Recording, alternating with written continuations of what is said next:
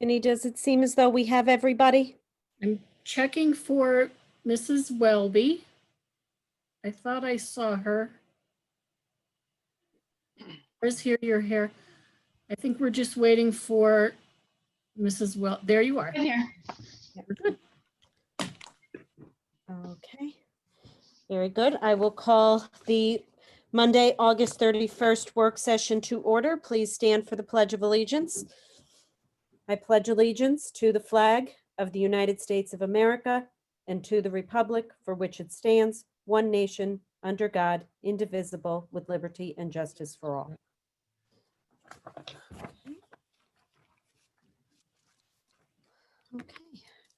We have a presentation from PFM. I'm sorry, can we have a roll call, please? Yes, we certainly could. I apologize.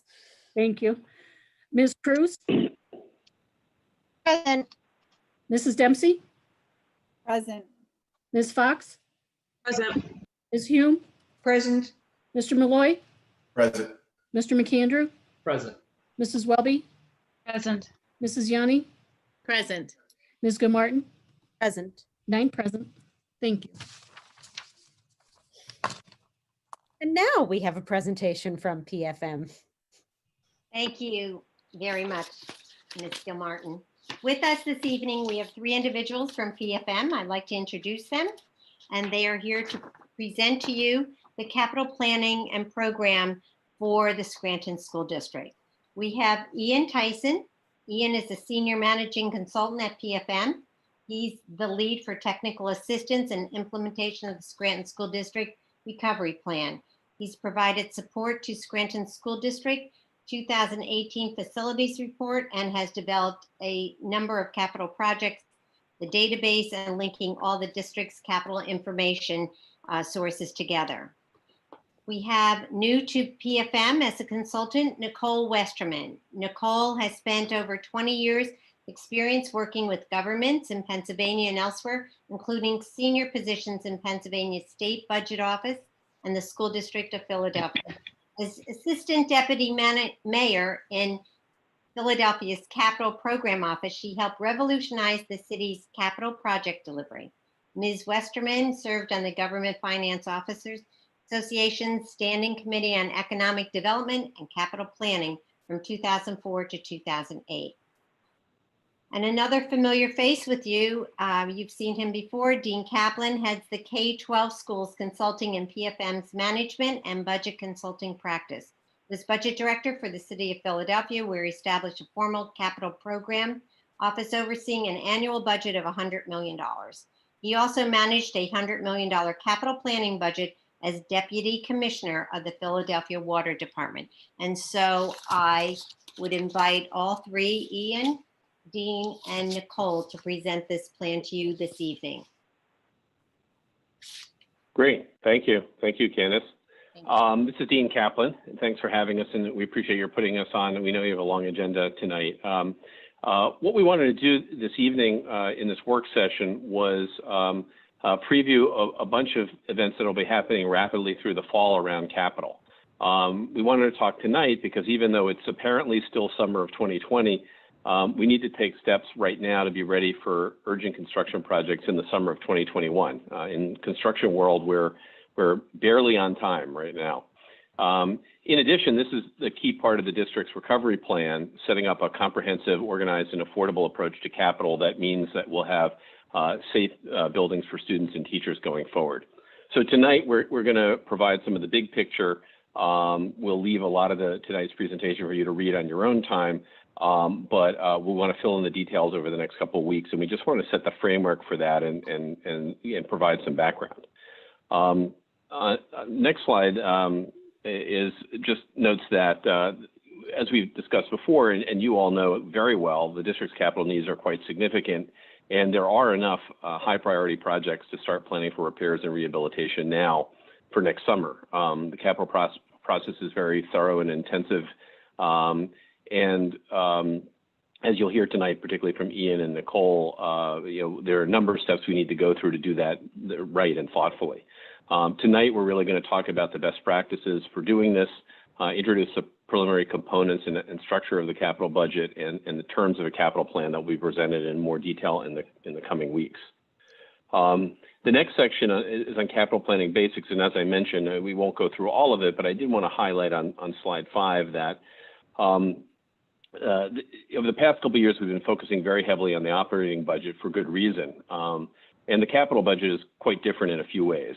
Most importantly, we're talking about long-term assets, long-lasting items like buildings, not everyday costs and items that are used within the single fiscal year like personnel or the electric bill. The capital budget is typically used to cover amounts that are larger and more unusual or irregular than items in the operating budget. So the big one-time costs that you couldn't fund in 1 year if it was in your operating budget. And finally, the amounts in the capital budget often can't be spent in 1 year because the design and construction process takes a long time, and then construction may as well. So appropriations in the capital budget typically don't lapse at the end of the fiscal year, but rather carry forward from year to year. But we can change them to react to critical and emerging needs and changing priorities. So in certain ways, there's some more flexibility there to get what we need to do done.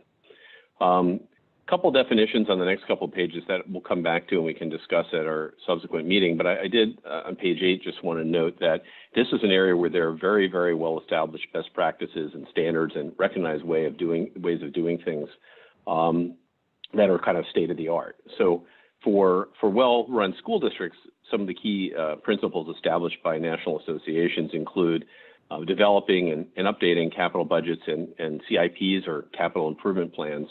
Capital improvement programs each year. Next, basing the capital budgets and CIPs on reasonably current facilities conditions assessments, and we'll touch on that this evening. Also, we want to ensure that there's sufficient levels of investment so that all the facilities meet minimum standards, whether those are legal or just practical standards, and that the value of the buildings is maintained. And the reason for all that is so that we have safe schools for kids and teachers and administrators to work in and for parents to visit. Finally, the individual project progress and the overall financial status in the capital budget should not be necessarily just a once-a-year thing, but rather those should be reported regularly to the board and to other stakeholders so you can see what's happening and in the cases where there needs to be substitutions or changes that you're aware of them, but in general have a good feeling for how the construction and major elements are progressing. With that sort of background, we want to talk a little bit about specific capital planning recommendations, and Ian's going to handle that part of the presentation. Thanks, Dean. So we're going to start off with a timeline of what we're proposing for over the next couple of months, starting with the most immediate things on the agenda. And then we're going to talk a little bit about the condition assessment and a couple of different RFPs to get these processes in place. And then we're going to recap at the end of this presentation on the proposed timeline for the next couple of months again. So starting off here on this slide, what we're looking at is in this table, you can see that there's multiple groups of overlapping many different projects going on. And this is one of the key reasons why we're coming to so early with our recommendations, because in order to get ready for that summer construction season in the green, we really have to start planning now for issuing RFPs for those contracts and securing funds for that. On this slide, there's a couple of different types of projects that we have in mind for each of these groups, and we'll preview some of them on this meeting and come back with more detail in our next meeting. The first group are the projects that need to be done when the school buildings are closed. These are a lot of the high priority needs that have been included in the district's application for RACP grant funding, and are things that are that need to happen when the school buildings are closed. So that would be items like improving the sprinkler system at Scranton High School, doing HVAC work at Armstrong Elementary, and that is probably the highest group of priorities that we see on the horizon right now. The list of needs for the school buildings are far greater than that.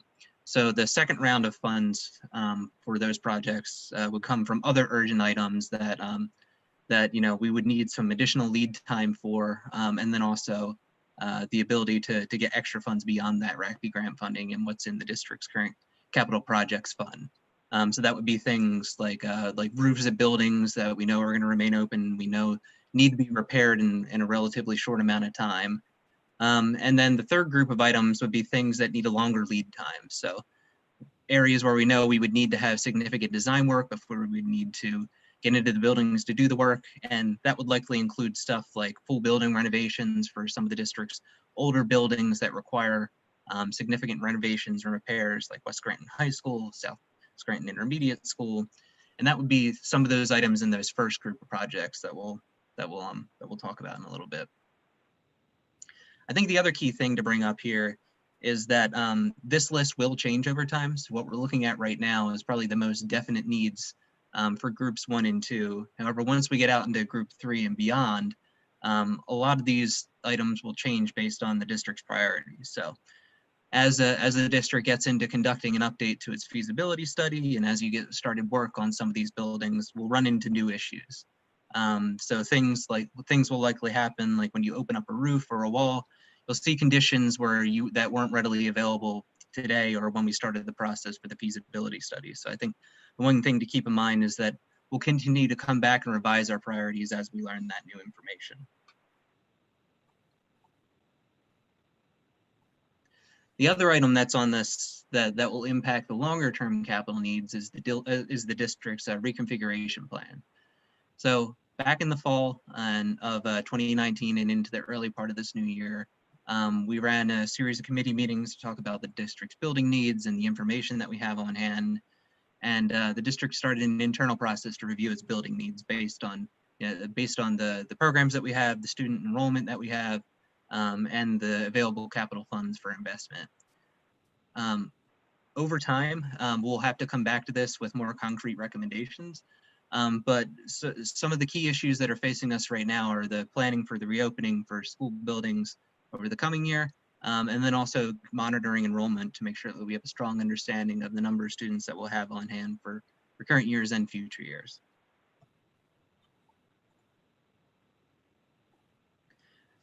The other issue here is that we know that the district's building needs are far greater than the list that what we showed you for those first 3 groups of proposed capital projects. So within the district's universe of school buildings, we know that there are a number of buildings that will remain open regardless of the configuration scenario. So there are some buildings like Scranton High School and Armstrong Elementary School that require significant capital investments, and we know that we can get started on them now. So these are projects that we know that are key to maintaining the long-term life of those buildings so that they can remain open and usable. So we know that we need to get started on them now. We're going to begin with the needs that are highest on our list now, and we're going to come back and sequence them based on the reconfiguration decisions and then also the findings of the facility study as those come in later this year.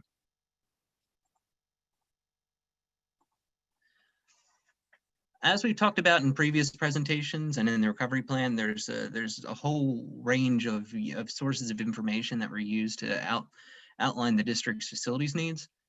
The first key one is the district's 2012 feasibility study. So the one thing that I just want to draw attention to that we've talked about before is that in this timeline of completing these capital projects, by the time that we get to the summer construction season for next year, this feasibility study will be nearly 10 years out of date.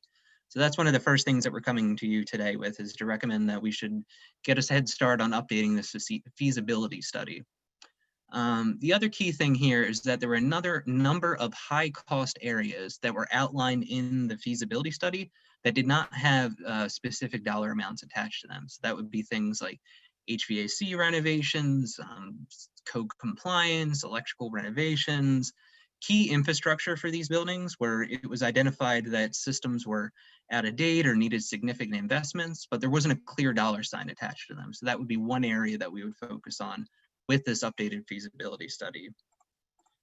We also pulled from a variety of other sources, some of the district's current identified high-level needs, projects that were in process, and working with the district's architect for things that we know are in the immediate horizon. And I think the key takeaways here are that we know that we need to update this feasibility study. We know that we need to include those high-cost projects. And there are a number of areas where things have changed since 2012. One of them being construction costs in 2012 are very different in those days compared to today. Rates of inflation for construction materials and labor can vary widely from general inflation. We also know that the district's facility needs have changed since 2012. So the buildings that are in use today are not in the same condition that they were then. Some of the district's buildings that were brand new or fairly new back in 2012 are now getting to the point where we need to put in significant dollars to make sure that they're continuing to be usable. So things like Isaac Tripp Elementary School and Scranton High School, while they would have been relatively new back in 2012, now they're starting to get to a point where we need to put money back into them. And I think over time, this will become a more regular process where as we have these systems in place, we'll be on a more proactive cycle of maintaining facilities and investing in them for the future. Hello, I'm Nicole Westerman. Thanks, Ian. So what we wanted to do here was just really try to give you kind of a quick visual impression of the condition of your facilities.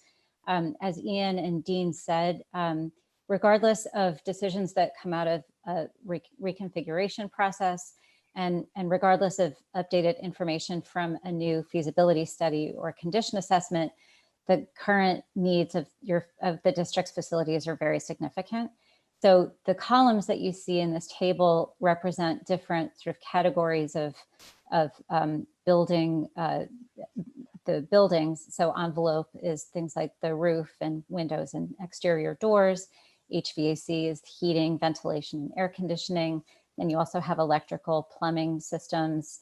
You have interior sort of code compliance, accessibility for the disabled, and just simply program needs. And then you have site conditions, things like entrance ramps, stairs, playgrounds, things like that. So this table just shows that the capital needs really are significant based on the information that we have so far. You can see that there's no school that really needs no work at this time. And the key that you can see in the bottom right-hand corner is if there's no shading in a box, that means that the needs are minimal or to be determined. If the shading is the lightest gray, then we think that the needs are kind of under 200,000-ish. The medium gray is 200 to 500-ish, and then the darkest gray is over 500. So again, you can see needs throughout the schools, but also some very, we think, very high dollar figure needs in some schools. And as Ian just said too, even your schools that have had attention in recent years, like Kennedy was renovated in 2008, still has, we think, some significant needs, some ventilation improvements, whereas a school like Adams, which was built in the 30s and hasn't been renovated since the 60s, has more significant needs in most categories. So in the next few slides, we want to tell you about what you can expect, what kind of information you can expect to have coming at you in the next couple of months. So as Dean and Ian have been saying, you're going to have a capital budget and a capital improvement program going forward. So this will be the first time in a while that the district has had that. And it's going to be just a regular part of your annual cycle of budget development. And the operating budget and the capital budget will be developed really in sync. They're kind of two parts of a whole, and they're tied together in different ways. So, so that's information you can expect to see again in the next couple of months and then every year going forward. Funding sources that you can expect to see in this first capital budget. First of all, you have an existing balance in your capital fund. Right now, that's approximately $4 million. And then according to the recovery plan, as you probably know, there are 2 bond issuances that are projected, one in 2021 and then another one in 2023. And then third, we're hoping for redevelopment assistance capital program, otherwise known as RACP funds. Those are grant funds that will need to be matched dollar for dollar by the district. So the next thing that you can expect to see is a resolution to contract for a new condition assessment or feasibility study, and also owner's representative services. So I'm going to talk about that in this slide and the next. So as you heard, the information that you have about your about district facilities is really dated, and it really needs to be revisited. And when you have updated information, that can be used to develop subsequent years' capital budgets and capital improvement plans. And it can also be used to prioritize projects. So it's going to help the district to figure out which projects could be combined into a multi-site project, which projects are so big that they really need to be handled one at a time. The other thing is the feasibility study that was done for the district in 2012, it did identify the needs or the deficiencies in district facilities, but it didn't really provide an inventory. So this condition assessment is going to establish an inventory of capital assets for the district so that it'll be easier to track them and manage them going forward. So for example, you want to know kind of what kind of boiler you have at Adams, and you want to know when it was installed so that you know approximately when you're going to need to replace it. Same thing for roofs. Different roofs have different lifespans. You want to know when the warranty is going to expire and things like that. The second part of an RFP that is going to be issued shortly will be for owner's representative services. So in other words, you need somebody to mind the store. So as Ian was describing, you have a lot of capital needs. You're going to need a lot of capital projects.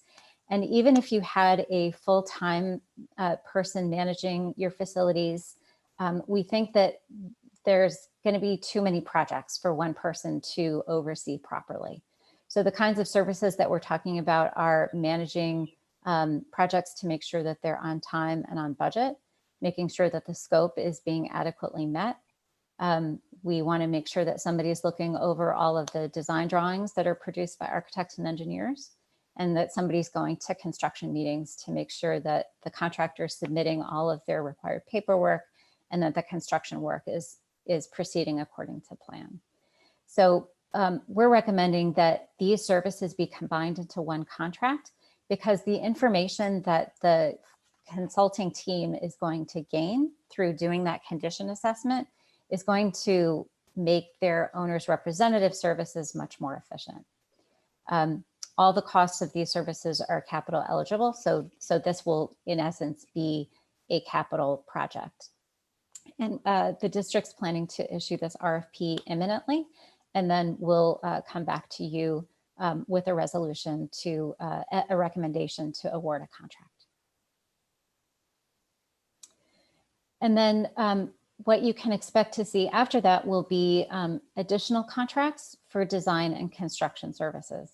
So, so we pointed out you already are working with Greenman Peterson, who has been massively helpful in getting projects moving and identifying top priority projects. Given the volume of projects that you're going to have, you're probably going to need some additional firms to shoulder all of that work. And the district should also be able to compare levels of service among different firms and make sure that they're getting the best deal. And then in terms of construction, similarly, we think that the district is going to benefit from an ability to manage projects similarly to the way that's happening with Greenman Peterson.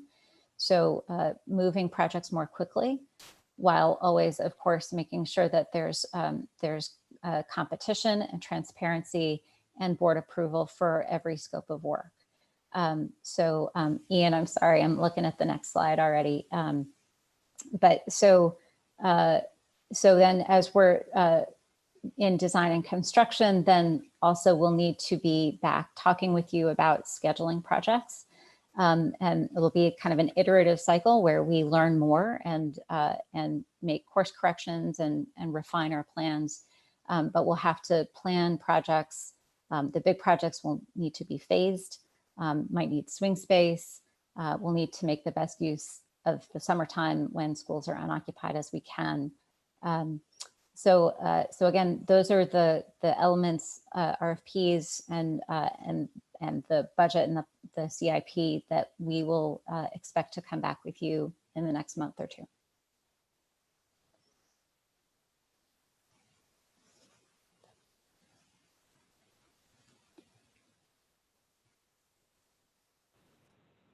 Sorry, I was muted there. To recap, we're going to be moving pretty quickly. We'll be issuing RFPs and returning to the board with proposed contracts in these number of areas over the next couple of months, so that we'll have design services proceeding through the winter and spring, and we'll be ready for a summer construction season. That's the goal of this, is to not lose another year and to start getting what's going to be quite a long process of getting the facilities back up to snuff. On the last page here, we have a proposed timeline, a temporary tentative timeline. We'll be back in 2 weeks at the board meeting to give you a very high level capital improvement program presentation to talk about the capital eligibility policy, what can be funded by capital and what can't. You'll be hearing from Mike Vinn tonight a bit about debt and borrowing. You'll have resolutions on the debt issuance. And then we'll have a little bit more detail on the RFPs for condition assessment, owner's rep, as well as architect and engineering. We're planning to get those initial condition assessment owner's rep RFPs out in the middle of the month, with the architecture and engineering coming a little later, so that can be informed by hopefully having the owner's rep on board. And then in the fall, later fall, in October, the capital budget and capital improvement program will be presented to the board along with the operating budget. So you'll have a couple months to review that in conjunction with the regular budget. We'll be doing the borrowing at the same time, and then the capital budget and capital improvement plan will be approved each year. This year in December, obviously. So that there'll be a formal document with a formal approval by the board, and it will be clear to all the various stakeholders what the plan is.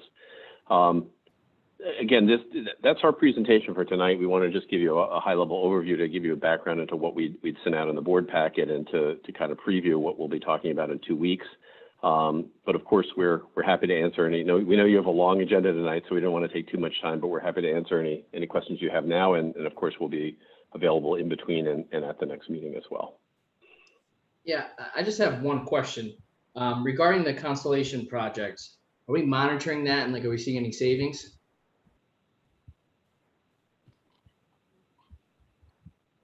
Pat, do you want to answer Yeah, that? Oh, okay.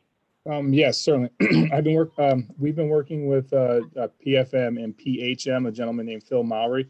We've actually just completed a summary or an analysis of our 2019 utility spending that has been sent over to Mr. Mowry. I believe he will be comparing that data, not just actually our spending, but also our usage per kilowatt hour and their other sources of energy against, I think, the baseline projection. So that information has been sent, and I believe is under review now. To add to that, are we still paying to monitor it, and are we still looking into anything that might be done wrong, or any wrongdoing that happened between that regarding that? Your second question, the answer is yes. That's still under investigation, examination, and we are still gathering data Pat, did you want to add any more? No, I believe you covered it. Yeah, you covered it, Dr. Finan. That is correct. Thank you. This is Jim Malloy, Dean, Ian, Nicole, thank you very much for that presentation. I am acronym challenged at times. Maybe some of our viewers are as well. So a couple of these are probably easy, but just in case, could you define what a CIP is, what RFP is, and what GPI is?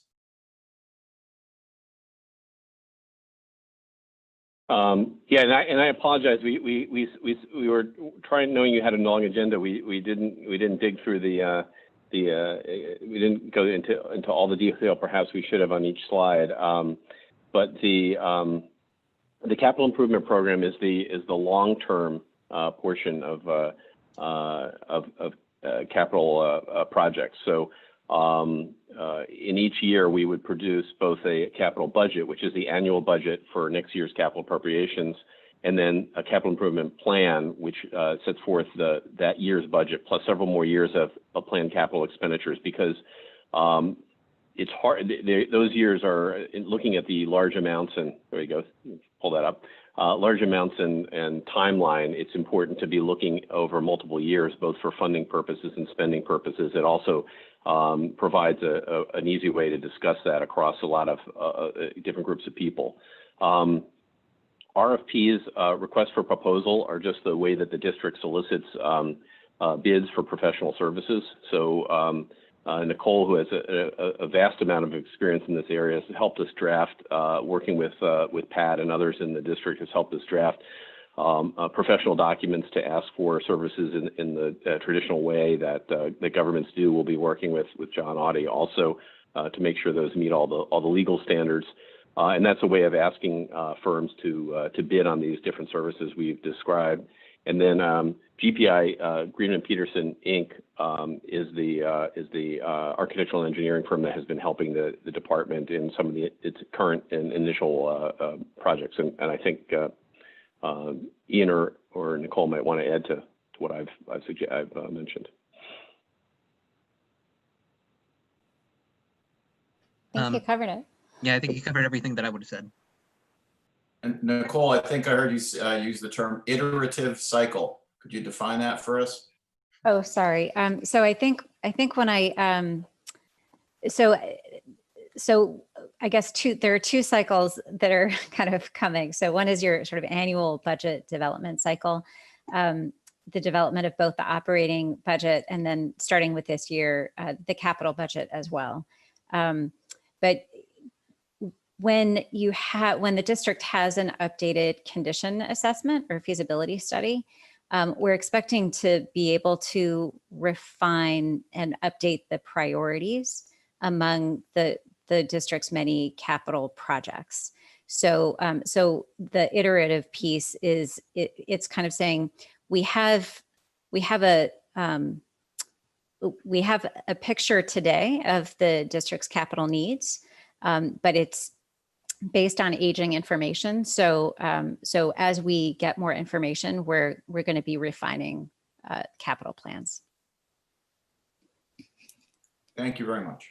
Sure.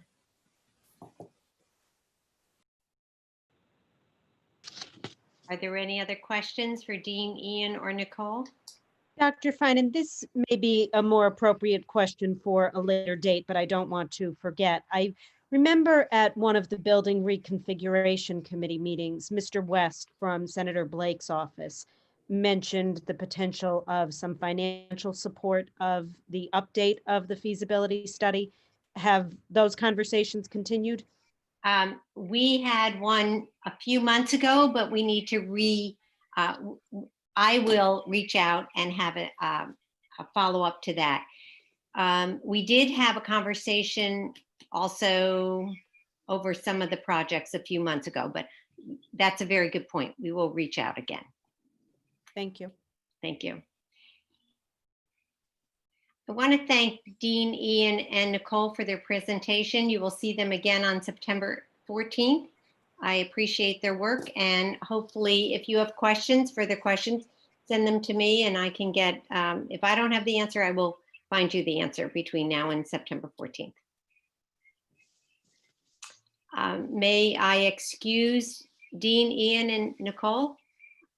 You're welcome to stay the rest of the evening and into tomorrow morning if you'd like. Certainly. Thank you. Thank you all very much. Director Yanni, Budget and Finance. Yes. Under Budget and Finance, we will have a motion to award underwriting services for the Scranton School District's general obligation bonds for 2020 and a motion to approve reimbursement resolution for the Scranton School District's general obligation bonds in 2020. We will also have motions to approve remarketing of the 2014 notes, the bill list, the exception bill list, the capital improvement bill list, delinquent tax report, the treasurer's report, repository sales, and tax assessment appeals. There are no motions under leases. Thank you. Ms. Gilmartin, if I can just speak a little bit about the first two motions, the RFQ for underwriting services and the motion to approve the reimbursement resolution. And I'd also like to invite Mr. Mike Vinn from Financial Solutions, our municipal advisor. As Dean, Ian, and Nicole so clearly stated, the district has many capital needs coming up in the next year. Part of it, as part of the recovery plan, calls for the issuance of general obligation bonds to fund some of those capital improvements. So these two resolutions are linked to that capital project plan. And I would ask Mr. Vinn to speak a little bit about it. Sure. And this goes right in connection. Oh, good evening, everyone. Thanks for having me. This goes right in connection with what Dean, Nicole, and Ian were going through as far as securing the funds for a portion of your capital improvement program, the one that you would start paying in 2021 to get some of those much needed projects underway in the summertime.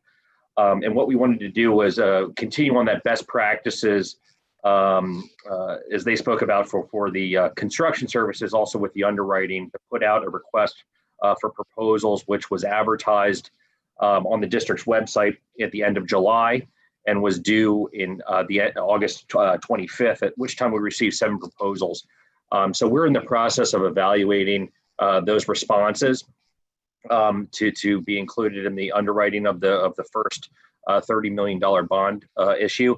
And Pat, correct me if I'm wrong, that a recommendation from the administration would be proposed at the September 14th meeting.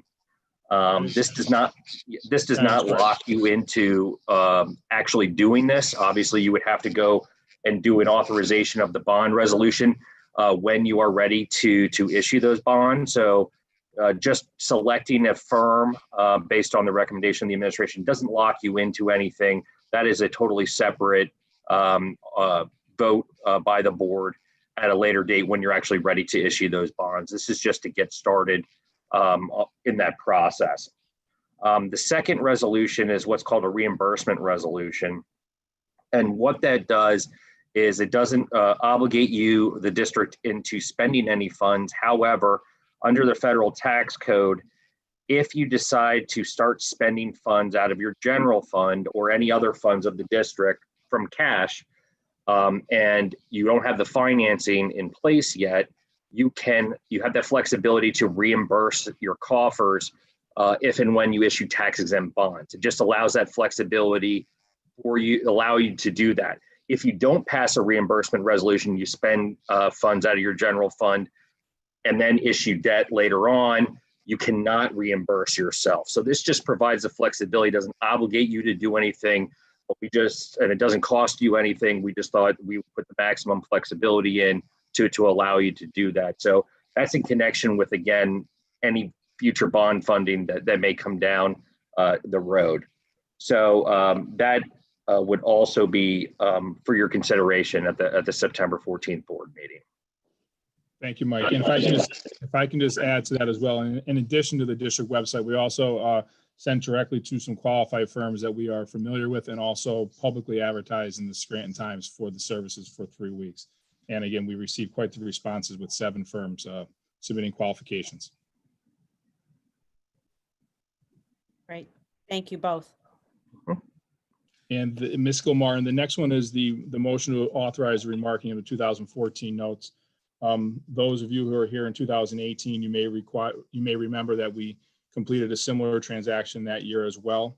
The structure of the 2018 variable rate notes that we have calls for a mandatory remarketing every 3 years. That has to be completed by April 1st of 2021. And it could open up as soon as, or can be completed as soon as October 1st of 2020. If that remarketing is not complete by April 1st of 2021, Mike, we would confirm that entire amount outstanding would become payable, correct? Correct. You have two issues outstanding that have to be remarketed periodically. We did complete one last year.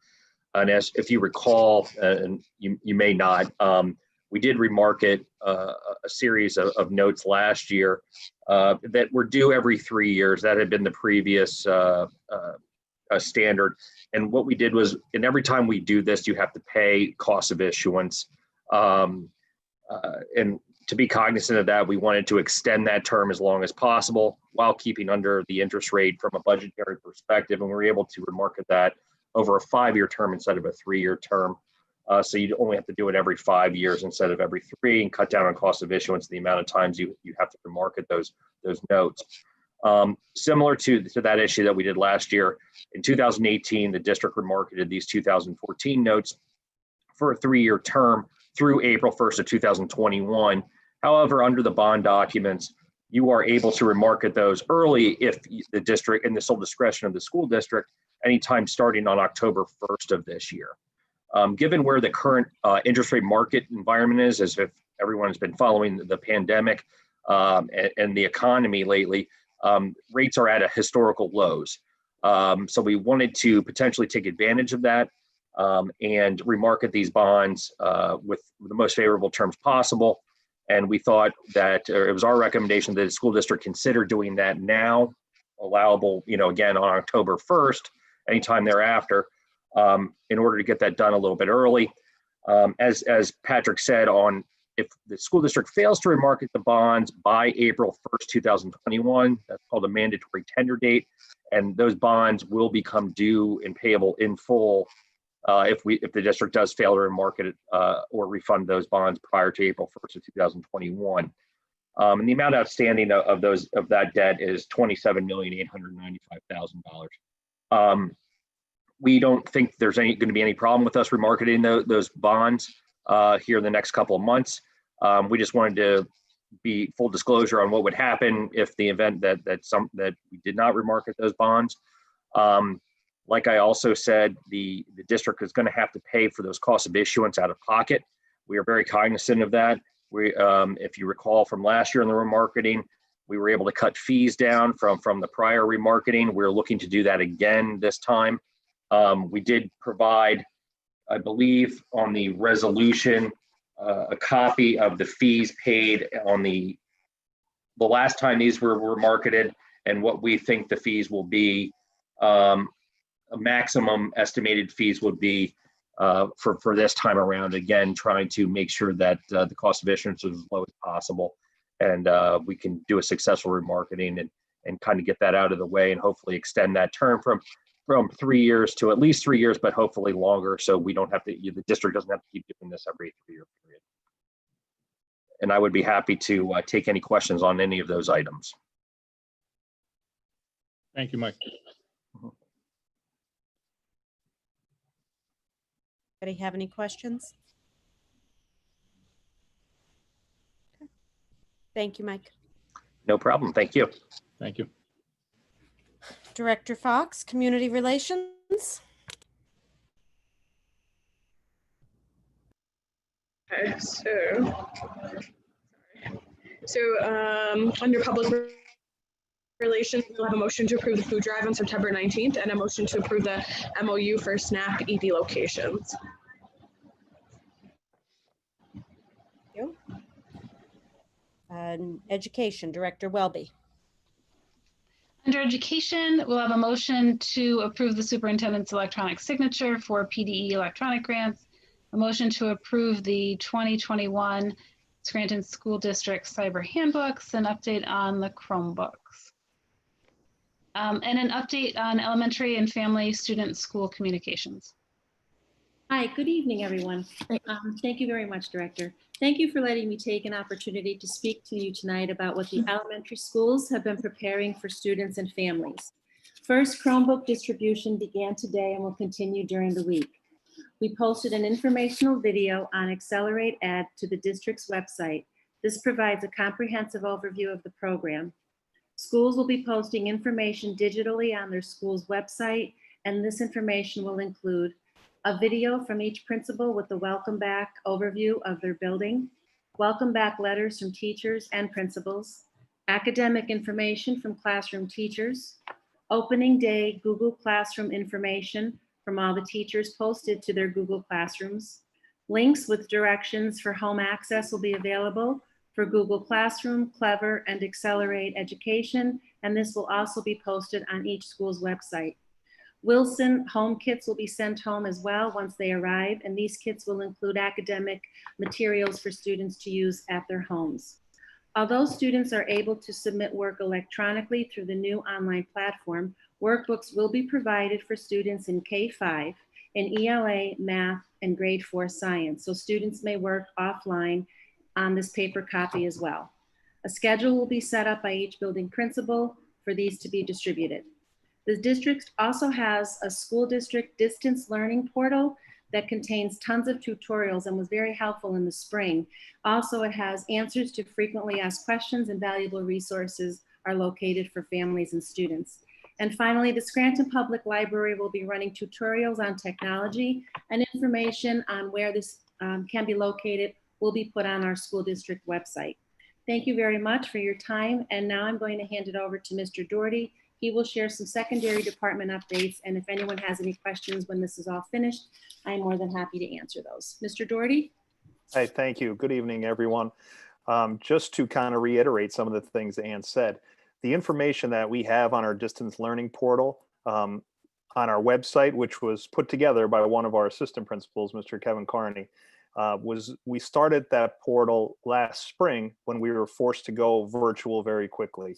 And it has continued to be updated and polished, and it really contains a lot of information that'll be extremely helpful to our students, to their parents, staff, really our school community at large. There is an important communication hub there. There's a technical hub to help when people are struggling. There's a ton of resources available through that hub, and it's really a good place to start when people have some questions during this. You know, right now there's a lot of anxiety, and certainly our portal is a good place to start, and it answers a lot of questions very quickly.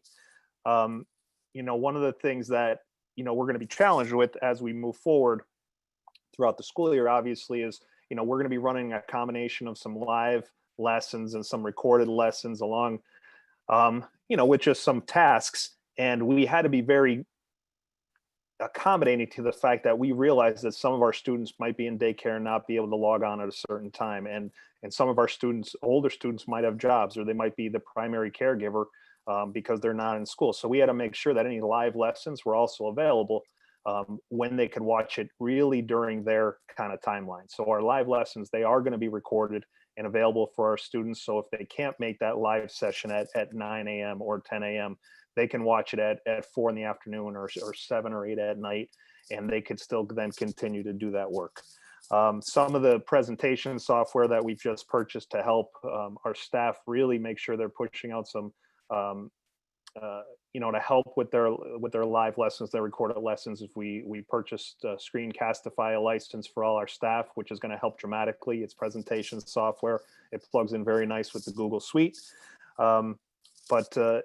You know, I've had lots of questions about what's the school day going to look like, and how is it going to be structured? And I think that's going to vary, I guess, depending on level a little bit. The intermediate schools, I know, will be sharing with their families that, you know, there'll be certain times that math lessons will be live, and there'll be certain times that ELD lessons and reading and English lessons will be live, and the same with science. Now, you need some flexibility with that when you get into the high schools, because due to electives, you could have someone that might have 3 sciences So there's going to have to be different accommodations at, at each of the different levels. But certainly that information will be pushed out to all the students. As far as the secondary, I could speak to the fact that all the teachers will have contacted students by the end of next week. I'm sorry, by the end of this week, giving them how to log into the Google Classroom, what the access code is, and how they can get started then on the first day of school right after Labor Day. But, I would encourage everyone again to utilize that distance learning portal that we have available to us, because it does contain a wealth of information. Thank you. Thank you, Mr. Doherty. I would just like to add too, with regards to the Chromebooks, I would like to thank WNEP for their story. I thought they did a great job.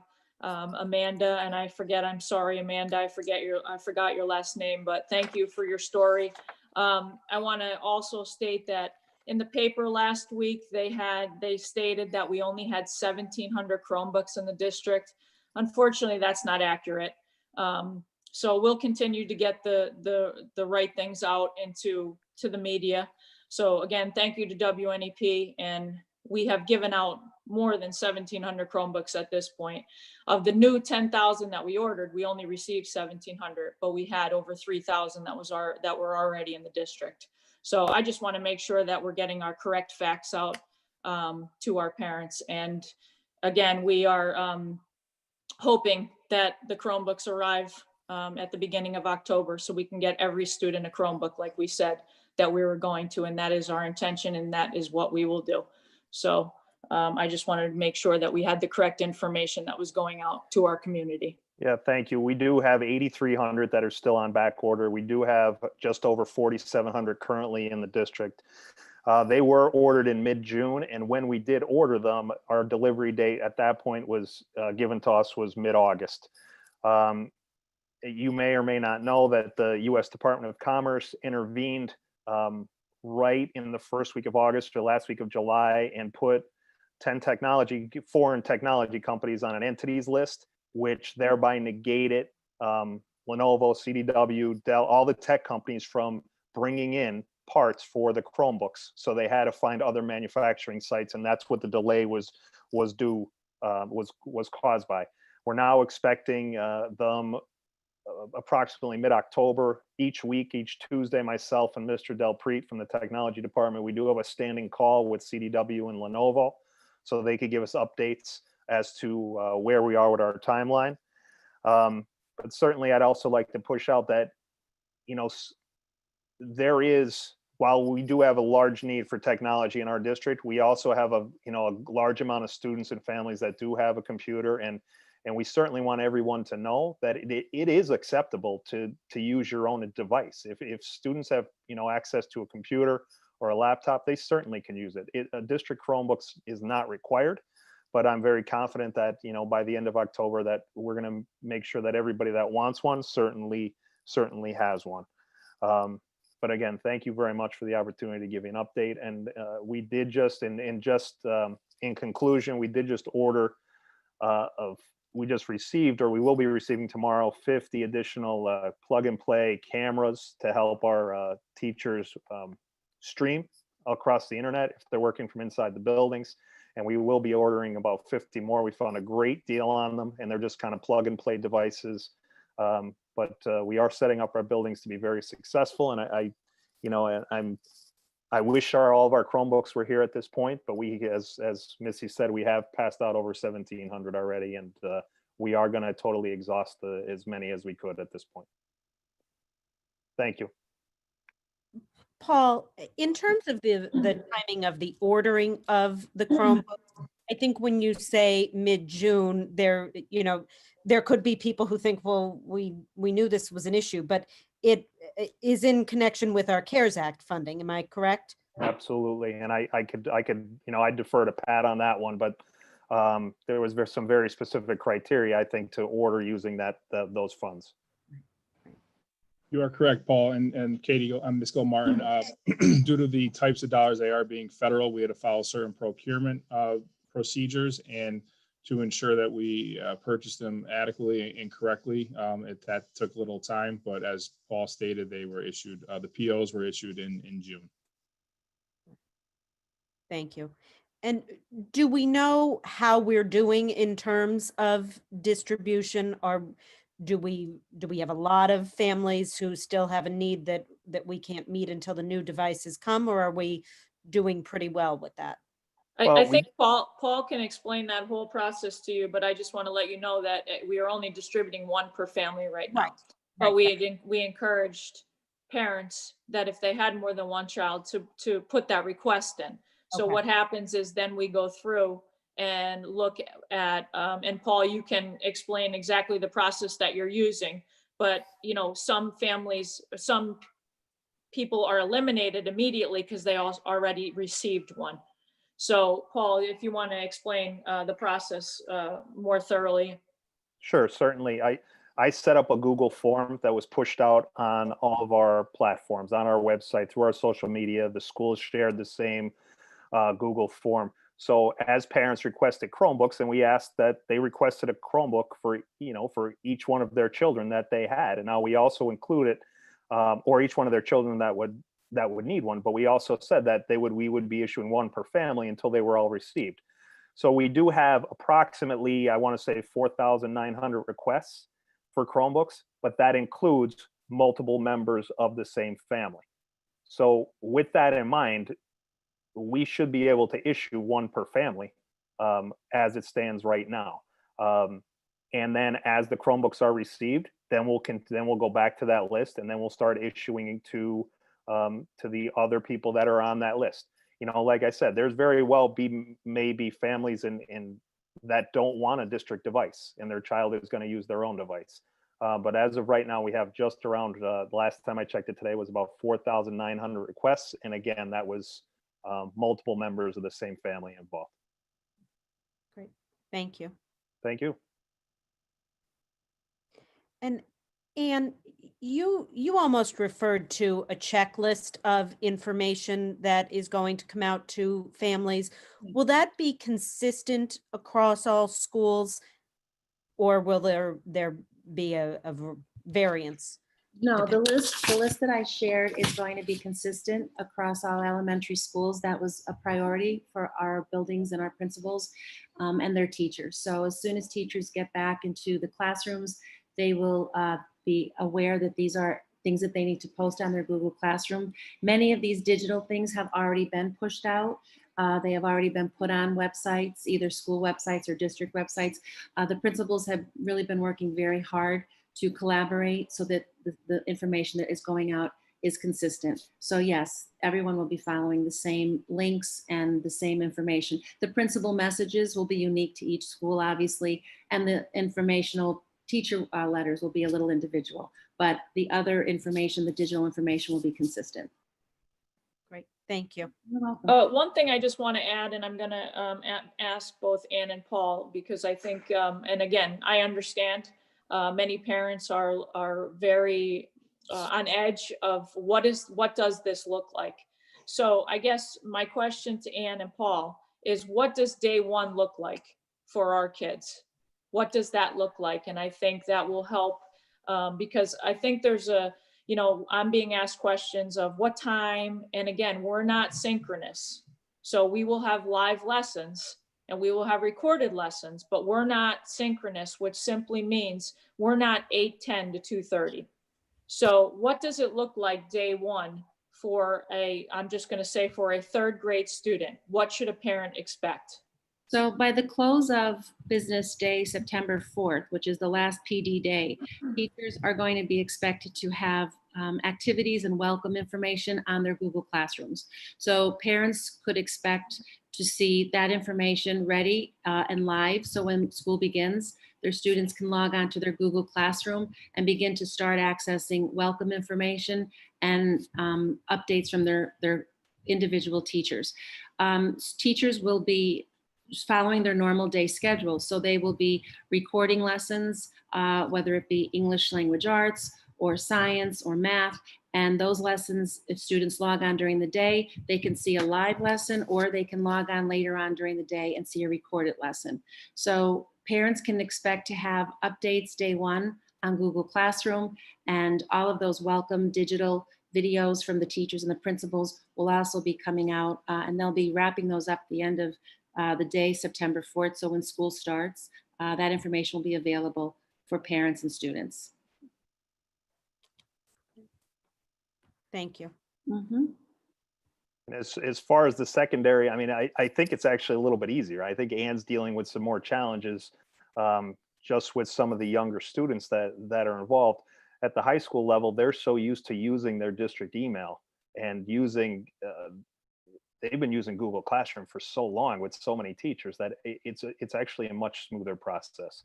But all that information is going to be pushed out to students again by the end of this week as to how to log on to their teachers' Google Classrooms. And then when they log on day one, the information is going to be there about when the live lessons will be, you know, what the expectations are each day, almost like they would get in a class on the first day of school, where they're going to go in and, you know, what the expectations are for the year, what the syllabus may be, or what's going to be covered, and what when they're expected to be present. And I just want to thank the elementary principals and their teams. They've worked extremely hard fielding questions in the spring. Elementary is not new to the virtual, it is new to the virtual world. So they really did an amazing job troubleshooting, as well as the IT department and staff answering these questions that came in via email or phone calls. So I think we're in a better position now than we were in the spring, because a lot of the things that parents and students were struggling with, now I think they have a little more of a firm footing from the support that was provided personally, both through via email or phone calls from our elementary principals in addressing any kind of questions parents had. So I think we're going to be in a better place come fall. And I'll say, and we've had a lot of teachers do a lot of things to get very prepared for this upcoming school year. Yeah. I mean, we had some voluntary Apex trainings. The training that Lackawanna offered our teachers for free was very well attended. So between the 2 voluntary Apex trainings and Lackawanna, we had just about 300 teachers involved in, on their own time. And I see that, they take a great deal of pride, and they want to be successful. We have engaged within the last couple of weeks at the high school level. Our department heads have gotten together to make sure that, the material that's being pushed out is going to be, aligned with the scope and sequence of our online platform, to make sure everybody's on the same page.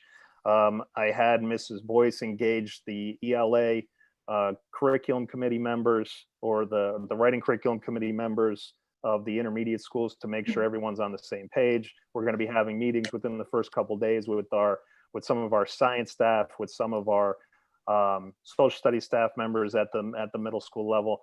So there's a lot of communication that's going out, and you know what, I think we learned a lot from the spring when we were thrown into this very quickly. And I think we're going to, quite honestly, I think we're going to offer a much better experience when we get back. And I just want to finally close up with this. Accelerate Ed has been it's very special to the elementary world. We have very strategically prepared training that started both with the IT people at the beginning. The IT support teachers came in second. We have an amazing teacher team of SFT teachers that worked tirelessly on the platform.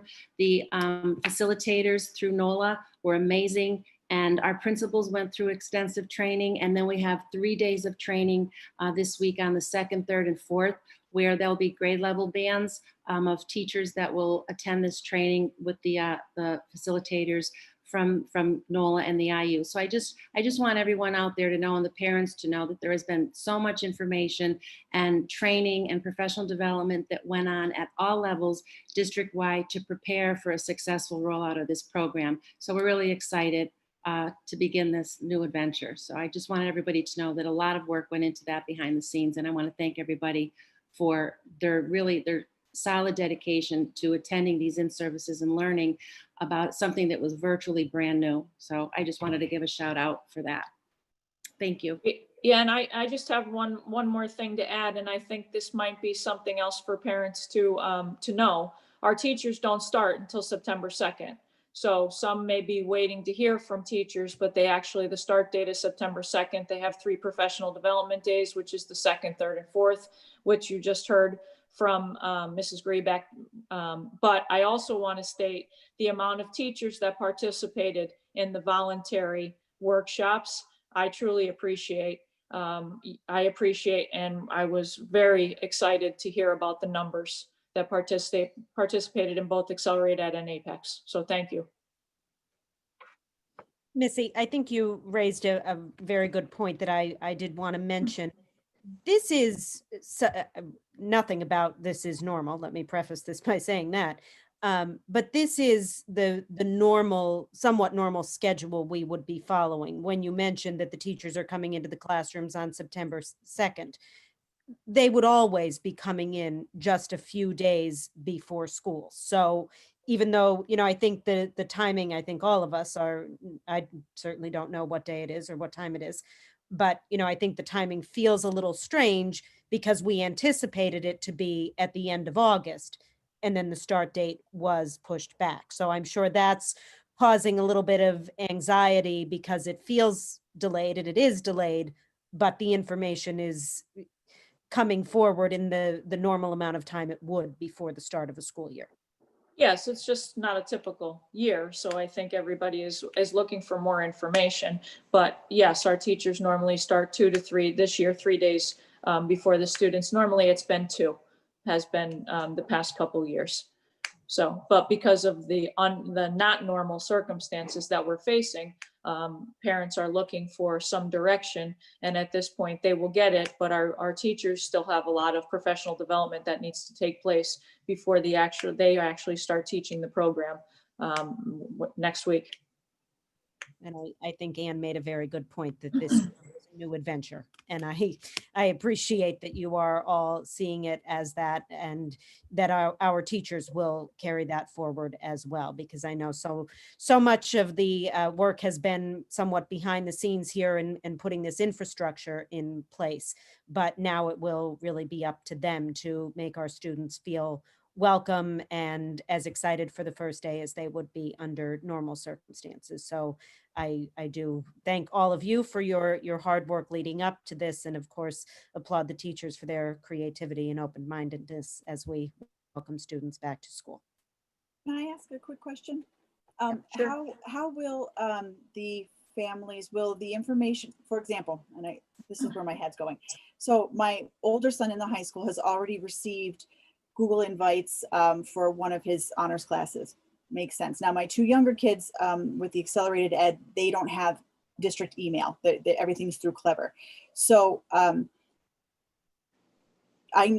know what my password was for my children to log in. I believe the passwords were reset. So how are we getting the information as parents of maybe the younger kids? Are packets being sent home? Are we going to go to the school to pick them up? Or I guess how would the information be? I'd be happy to answer that. As I said, everything's right now digital. So it's going to be on the district website as well as the individual school website. I do know that we were looking to reset passwords because kids forgot their username and passwords. And there are links that are going to be posted this week on each school's website with how to change, or information and directions on how to change in your child's username or password. So that information will be on each individual school's website. There are videos that the principals will be also posting as well. And then that portal that Paul talked about that Mr. Carney created, fabulous resource. Anything and everything you would need to know is also there as additional support. So that information is happening as we're speaking, with getting these links put on each school's website. Okay, so just kind of pay attention to the websites, the distance learning portal, and that's kind of where we would start our day. That's correct. Next Tuesday. Okay. That's correct. And also there's a new widget that we put, Bill Delpreet put it on the district's portal, the district website, and that is an overview of Accelerate Ed. That was in the news part of the website, so it may have been hard to locate. I know you had asked about that. Yes. That is now a widget, so it's a pop-up on the website. So it'll be easy for parents to find. Great, thank you so much. Thank you. You're welcome. You're welcome. I do have just one quick question. I did see that there was a list, a supply list, I guess, circulating online from Accelerated Ed that had a large list of items that parents would purchase, like a potato and plates and popsicle sticks. I saw that this was directly from Accelerated Ed, so I just wanted to clarify if these are things that parents should be purchasing, if they should be waiting to talk to their teachers to find out what they need. I just don't want to see people spending money that they don't need to spend prior to school starting. So I was just looking for some.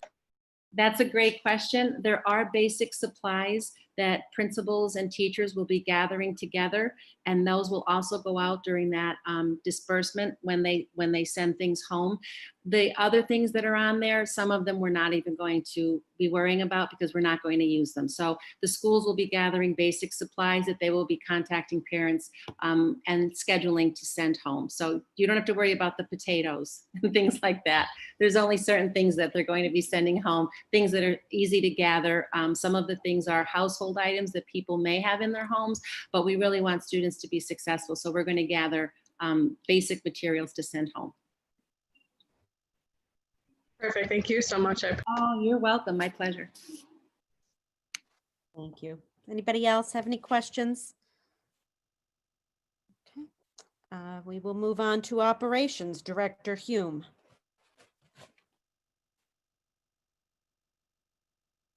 Unmute. We have an update on the school building usage for the fall.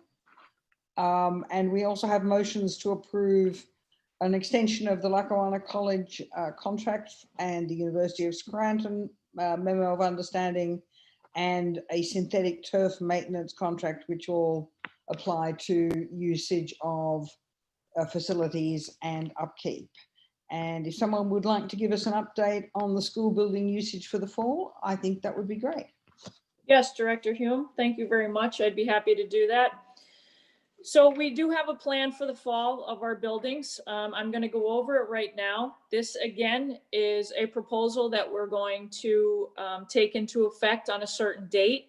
We will analyze the building usage and then continue to make decisions as we move forward.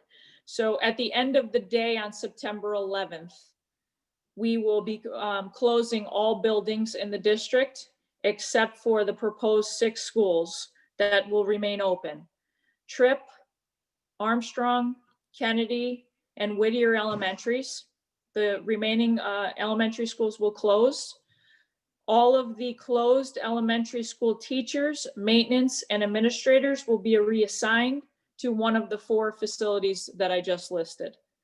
With regards to our secondary schools, Scranton High and West High will remain open. ECA and South Intermediate teachers, maintenance, and administrators will work at Scranton High. West Intermediate and Northeast teachers, maintenance, and administrators will work out of West Scranton High School. The shutdown of other facilities are proposed to reduce utility costs. Maintenance, clerk, and administration from the closed facilities will be utilized in schedules to work at the 6 open facilities. Teachers will be assigned a specific building to work from if they choose to report to school. Other facilities, such as the stadium, will remain open and staffed for sports as needed. The administration building will be open, obviously, for staff.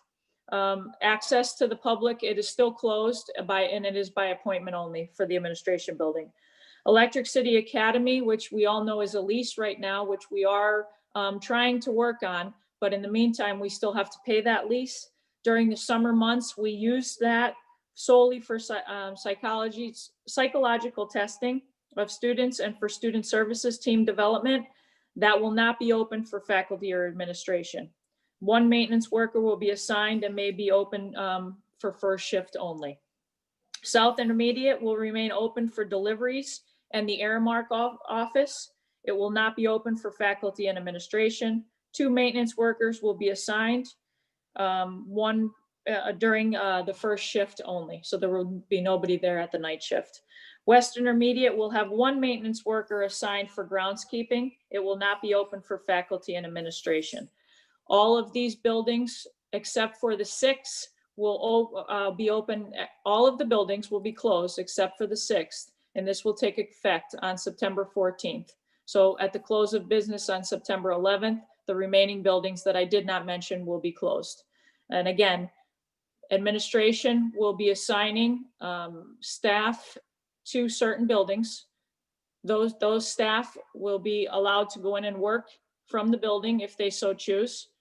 We will analyze the data of the building usage, and based on that usage, we will determine whether 6 buildings is enough or whether we need to open other buildings. Some of the things that I've been asked, which I can hopefully answer, I understand things like guidance folders and things that are in individual buildings that staff may need access to. We realize that there's many circumstances, and of course, we will do everything we can in our power to make sure that the staff has access to the things that they need. Teachers will request access in writing via email to their building principal. The building level principal will notify their immediate supervisor, either Mr. Doherty or Ms. Grebeck, that they need to get into the building, and then we will make sure that that staff can get into the building at a certain time and date. There's ID badges need to be changed so that staff has access to individual buildings. And again, the technology department is working on granting permission for all staff that need to enter a building to work, to use technology, to use a copier. We want staff to make sure that if they're going into a building, they have access to all of those things.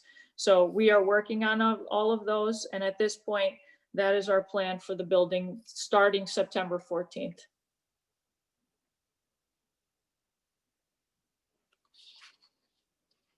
Anybody have any questions? Mr. Doherty, I'm sorry. Would you mind just repeating the names of the schools again that will be remaining open? Isaac Tripp Elementary, John F. Kennedy, Neil Armstrong, Whittier, Maine, Scranton High School, West Scranton High School. That's for faculty and staff. Electric City Academy will remain open only for testing at this time. That may change. And South Intermediate is open for deliveries and for the supply room only. Thank you very much. Missy, you mentioned groundskeeping at West Intermediate. How will exterior maintenance function at the other buildings? Paul, do you want to update the board on that? Sure, absolutely. I mean, the West Intermediate is an anomaly because of the size of the grounds that it sits on. It's extremely large. Now, we do have groundskeepers in our maintenance staff, but historically they have not serviced West Intermediate, just because West Intermediate, really, you could put somebody outside every day full time, either cutting grass, trimming, or, you know, now we're going to come up on leaves, and that really becomes a full-time job outside. I mean, so I think our groundskeepers that we have through our union are very capable. The other place that does their own landscaping, for instance, is Scranton High School. They have a person that's just dedicated to doing some outside work, and obviously that would continue because that building is going to be open. But our other facilities, you know, the ones that are going to be shut down for energy savings purposes, the work at some of those is extremely minor as far as outside. But that will be ongoing. I mean, just in Oh, the absolutely. Absolutely. I Yes. assume so. But, okay. Thank you.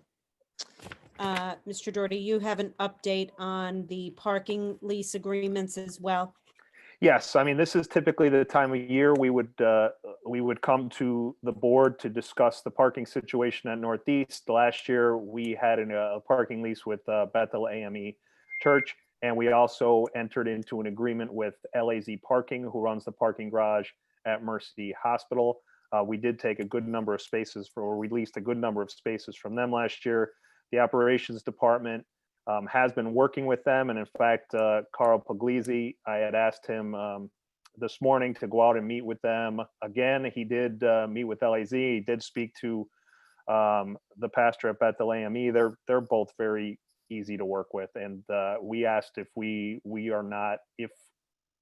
we do not want to pay our lease right now if we're not utilizing that space. And they both seemed very agreeable to that. So I don't think that necessarily we have to sign this lease at the next board meeting, or have this agreement in place, but I will be working with them and I will bring additional information forward. But, you know, both were pretty agreeable. Director Gilmartin, Yes. I would like Pat, Mr. Laffey, to update the board on food service Okay. while we're closed, please, if he can go next, please. Certainly. Thank you, Superintendent McTiernan. We will be providing meals to students out of the 6 facilities that will remain open to faculty and staff. I believe if you recall at a prior presentation, we talked about we were waiting on some USDA meal waivers that would allow some flexibility in how we provide these meals in a virtual environment. We're waiting on some non-congregate setting waivers, flexible meal service times, the ability to serve bundled meals, and also the ability for parents to continue to pick up meals for students. Those have now come through. We will be serving twice a week on Mondays and Wednesdays. Mondays, students will be able to pick up 2 days worth of breakfast and lunches. And on Wednesdays, they'll be able to pick up 3 days worth of breakfast and lunches. We'll be serving in a 3-hour time span, somewhere between 9 and 12 and 10 and 1. I'll be working with food service to determine those hours in which we feel is the most flexible. In the event that one of those days falls on a school closure day or a holiday, that service day will just be pushed back one additional day. We can only serve the amount of meals in a week that we are classified to be in school. So again, week 1 being with Labor Day being closed, there will only be allowability for 4 days of meals served that week. As I mentioned, parents will be allowed to pick up meals. The district will have to have procedures in place to ensure that there's no duplication of meals being served to students. That is a requirement of the Division of Food and Nutrition that we have to submit to them what our processes are to ensure that. An example of that will be rosters where we will track by student how many meals have been served in a given week. So we are finalizing that, and we hope to have that out to the building principals tomorrow to communicate with their school communities. Initially, the availability for summer feeding was going to end on August 31st today. We initially thought that we were going to have our last week of summer feeding last week. There has been an extension of the summer feeding program to, I believe it was September 30th, or until a school community returns to school. So this week will be our last week of the summer feeding. So meals will be available to students this week. They will be distributed on Wednesday at our same 4 locations and times. And all principals were asked to send out a 1 call this week, today, to notify the parents of the availability of these meals. Thank you.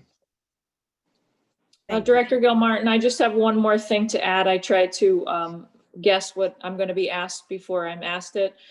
We did not keep an intermediate school open. The reason being, we wanted to keep 2 secondary buildings open, and we have sports that are going on right now at both high schools.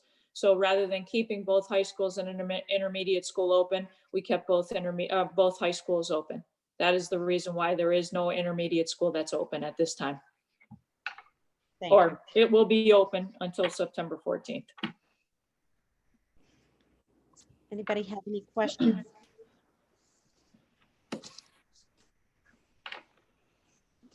Okay.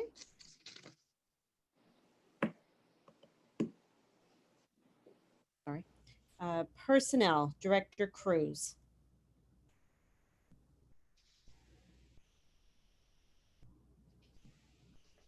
Sarah, you're muted. Okay, excuse me.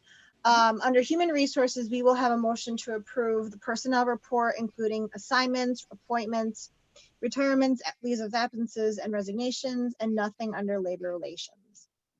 Thank you. You're welcome. Director Dempsey, Policy. Thank you. we'll have a motion to approve first read policies. There are going to be two new policies, 309.1 regarding teleworking and 824 regarding maintaining professional and adult student boundaries. And then the rest of our first read policies are revisions to our current policies, 103 and 104 regarding discrimination, and Title IV is sexual harassment affecting both students and staff. 111 regarding lesson plans, 203 regarding immunizations and communicable diseases, 209 regarding health examinations and screenings, 247 regarding hazing, 249 regarding bullying and cyberbullying, 252 regarding dating violence, as well as 314, 317.1 regarding educator misconduct, 318 regarding penalties for tardiness, 331 job-related expenses, 332 working periods, 334 sick leave, 340 responsibility for student welfare, 705 facilities and workplace safety, the school calendar, policy 803, 904 public attendance at school events, and 907 school visitors. There's nothing under legislative. Thank you very much. That is a great deal of information, and Mr. Yes. Gentileza has shared the updates from PSBA. I believe I'm correct that these are all recommended new policies and recommended revisions from PSBA. I think that information does a very good job of explaining everything. But of course, if we wanted to call a policy committee meeting, if anyone felt they needed to focus in on something specific, we can certainly do that either before the first read or in between the first and second read. President Gilmartin, if I can add, I wasn't sure if this made the agenda this evening. I got it rather late, but as PFM presented in their targeted timeline, that they would like to present the board to consider a capital eligibility policy.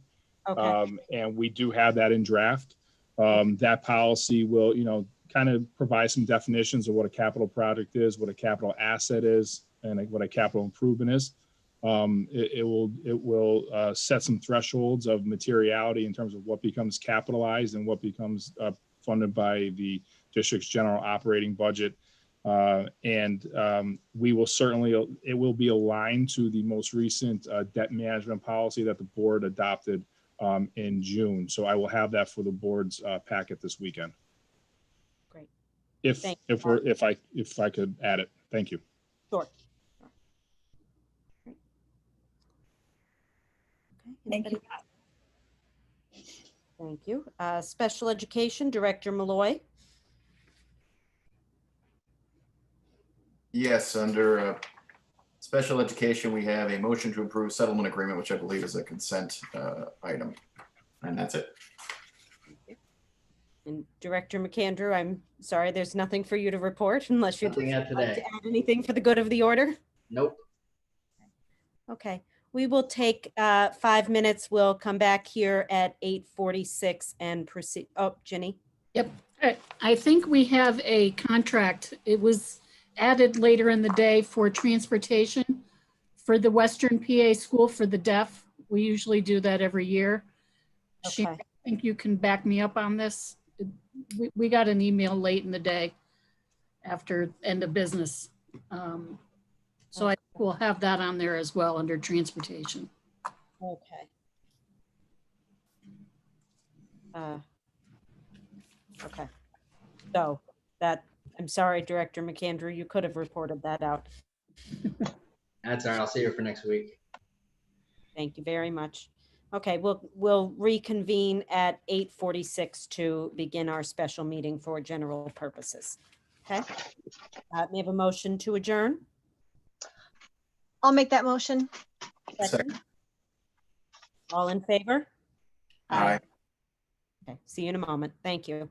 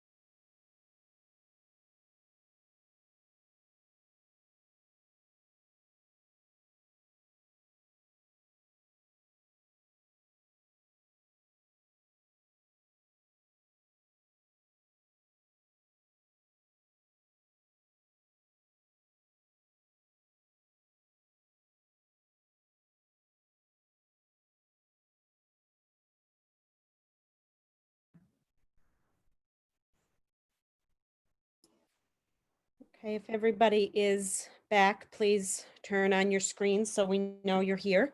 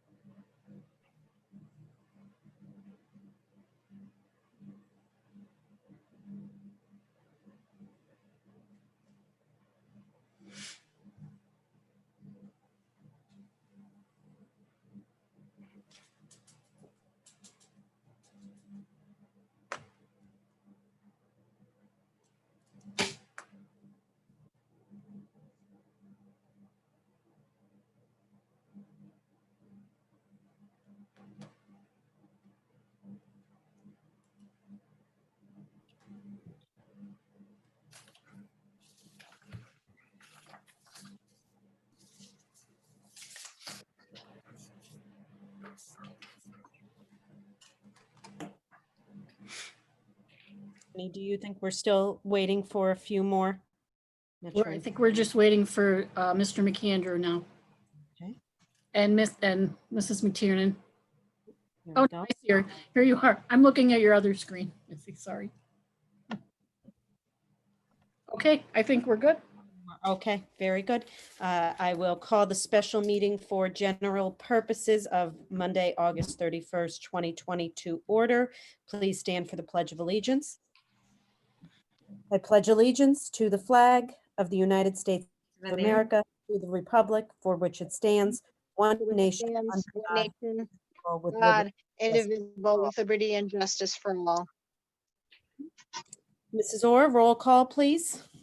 Ms. Cruz, Present. Mrs. Dempsey, Present. Ms. Fox, Present. Ms. Hume, Present. Mr. Malloy, Present. Mr. McAndrew, Present. Mrs. Welby, Present. Mrs. Yanni, Present. Ms. Martin. Present. 9 present. Thank you. Before we begin this evening, we do have some very serious matters to consider, and I wanted to ask Mrs. McTiernan and your staff to give us an overview of where we stand right now. Before you begin, would just like to remind everyone to put your full name if you are intending to speak. Please rename yourself with your first and last name if you would like to speak. This you have signed up, otherwise we won't be able to acknowledge you. Thank you. Mrs. McTiernan? Yes, good evening, everyone, again, and thank you, Director Gilmartin. I would like to provide an update to the board and to the public on where we are today with several areas to make sure that everyone has the correct information. Keep in mind that many of these decisions today are due to the fact that we are now in a virtual educational environment. During these difficult times, the administrative team has worked hard to analyze all aspects of the district. Tonight, the board will consider the furloughs listed on the agenda based on our virtual educational plan. We are continuing to look in all departments. When I took this job, I knew hard decisions needed to be made. To continue business as usual would be neglectful of my duties as the leader of this district. It is the goal of my leadership team to get this district back on track, both academically, legally, and financially, so that our students are able to get everything that they deserve. This goal will not happen overnight. The financial situation of this district took years to create, and it will take time to fix. Before I begin, I would just like to say that I'm sorry to the employees that are impacted tonight. The first area that I wanted to discuss is transportation, as I have had many questions. I'm going to tell you what we budgeted for and the potential savings that we have. We budgeted for 30 red top vehicles. We also budgeted for 63 vehicles from DeNaples. As of today, we will run 7 buses, 2 to CTC, 2 to SIL, 2 to Howard Gardner, and 1 to DePaul. The total budgeted savings is approximately $1.4 million. After loss reimbursement, the total savings is estimated at $873,382. That's from the dates of 9/1 to 12/31/2020. Additionally, we have a savings of $332,116 that was from March 2020 until the end of the school year. So that would be last year's COVID savings. In summary, our estimated transportation savings from 9/1 to 12/31/2020, which includes the COVID savings from March till June of last year, is approximately $1.2 million. So that's our transportation update as of right now. I would also like to update another aspect that I want to look at is our enrollment and collapsed teacher classrooms. Internally, we are monitoring our enrollment. Our enrollment has decreased. For example, last week alone, we collapsed 2 kindergarten classes and 7 special education classrooms based on our enrollment numbers. We will continue to monitor these numbers and make the necessary changes as we move forward. Tonight, you will look at, the board will consider a furlough. The impact of the furlough positions are as follows. We will, looking at the dates of monthly financial estimated savings of $282,211.77. A financial savings, if we look at from now 9/1 until November 15th, of $564,423.54. And if we take this financial impact until December 31st, it's $987,741.20. The other thing that I would like to discuss is that I've been receiving questions on is the administrative positions. At this point, I'm going to go over some of the administrative vacant positions that we have that are unfilled and the financial impact of that. The following administrative positions remain vacant, budgeted for, and unfilled: a director of operations, an assistant business manager, 2 elementary principal positions, a confidential secretary at the administrative building, and a recently vacated ECA principal positions.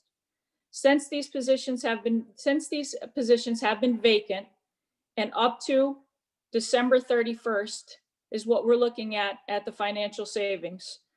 A financial savings of $823,445. Other vacant positions include 4 school psychologists, a library clerk, and 3 hall monitors. Again, since these positions have been vacated and up to December 31st to show consistency, the total financial savings is $384,942. At this time, I'm going to ask Mr. Laffey to give us an update on our local revenue. Superintendent McTiernan, thank you. Members of the school board, as you are aware, we've been following our local revenues very closely to determine what some of the impact is from the COVID pandemic. Just today, I met with our single tax office and received some year-to-date comparisons as of August 31st, 2020. And I'll go through the 2 major categories. First is our real estate. As compared to prior year, August 31st, 2019, we are currently $400,418 ahead of where we were in the prior year. That sounds, obviously that's in a positive position. However, compared to 2019, we levied a tax increase to the Act 1 index of 3.4%. We budgeted that estimate at that time to be based on our millage, our assessed value, and our current year collection rate to be an impact to our budget of $1,517,623. So as we estimate here tonight, we look to be approximately behind our pace from the prior year of $1,171,205. On a budget of $42,353,337, that's approximately a decrease of 2.765%. some projections that we've been hearing on the local level, and kind of what we built into the proposed 21 budget was we assumed a reduction of 2.25%. So it's right in that, ballpark of where we kind of anticipated it to be. The other largest area of our local sources is our business privilege mercantile tax. That when I last reported back in July, we were behind pace by about $440,000. Some of that we assumed to be due to the fact that we delayed the due date to July 15th. As of August 31st, we are trailing our prior year collections by $59,722, or just shy of 1%. Our second largest source of local revenue is our earned income tax, and that is collected by Berkheimer.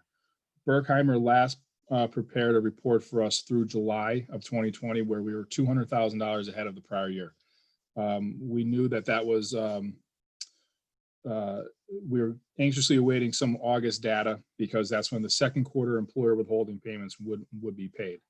The August report will not be available from Berkheimer, I anticipate, for about another week or so. Well, we received the July report on August 12th. So I anticipate having the August report from Berkheimer sometime in early September. But comparing just deposits in the month of August from the current year to the prior year, we received $210,388 less in deposits. And when I say deposits, it means cash in our bank for that month. There could be some timing with collections in today that will not be dispersed until next month, but that will be recapped and recouped in our August report from Berkheimer. That $210,000 less of cash flow is approximately a 9.34% reduction for the month. In prior correspondence with Berkheimer, some models and projections that they've run is that for our district, we can see potentially, depending on how long we are in a kind of work from home model, between 200,000 to 225,000 monthly reductions. So we continue to keep an eye on this. As soon as more information comes in, and I will communicate to the board and again to the recovery team and to the public. And that is our update on local revenue.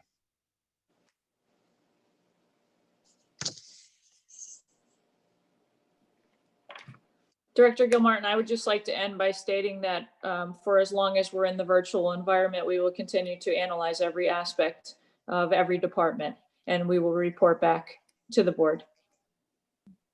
Thank you. Thank you, Pat, also. You're welcome. Anyone have any questions this time? I have one quick question regarding the furloughs. I know I got asked a lot of questions legally. Are we able to still give them insurance during the furlough process? I guess that's for Mr. Attorney Audie.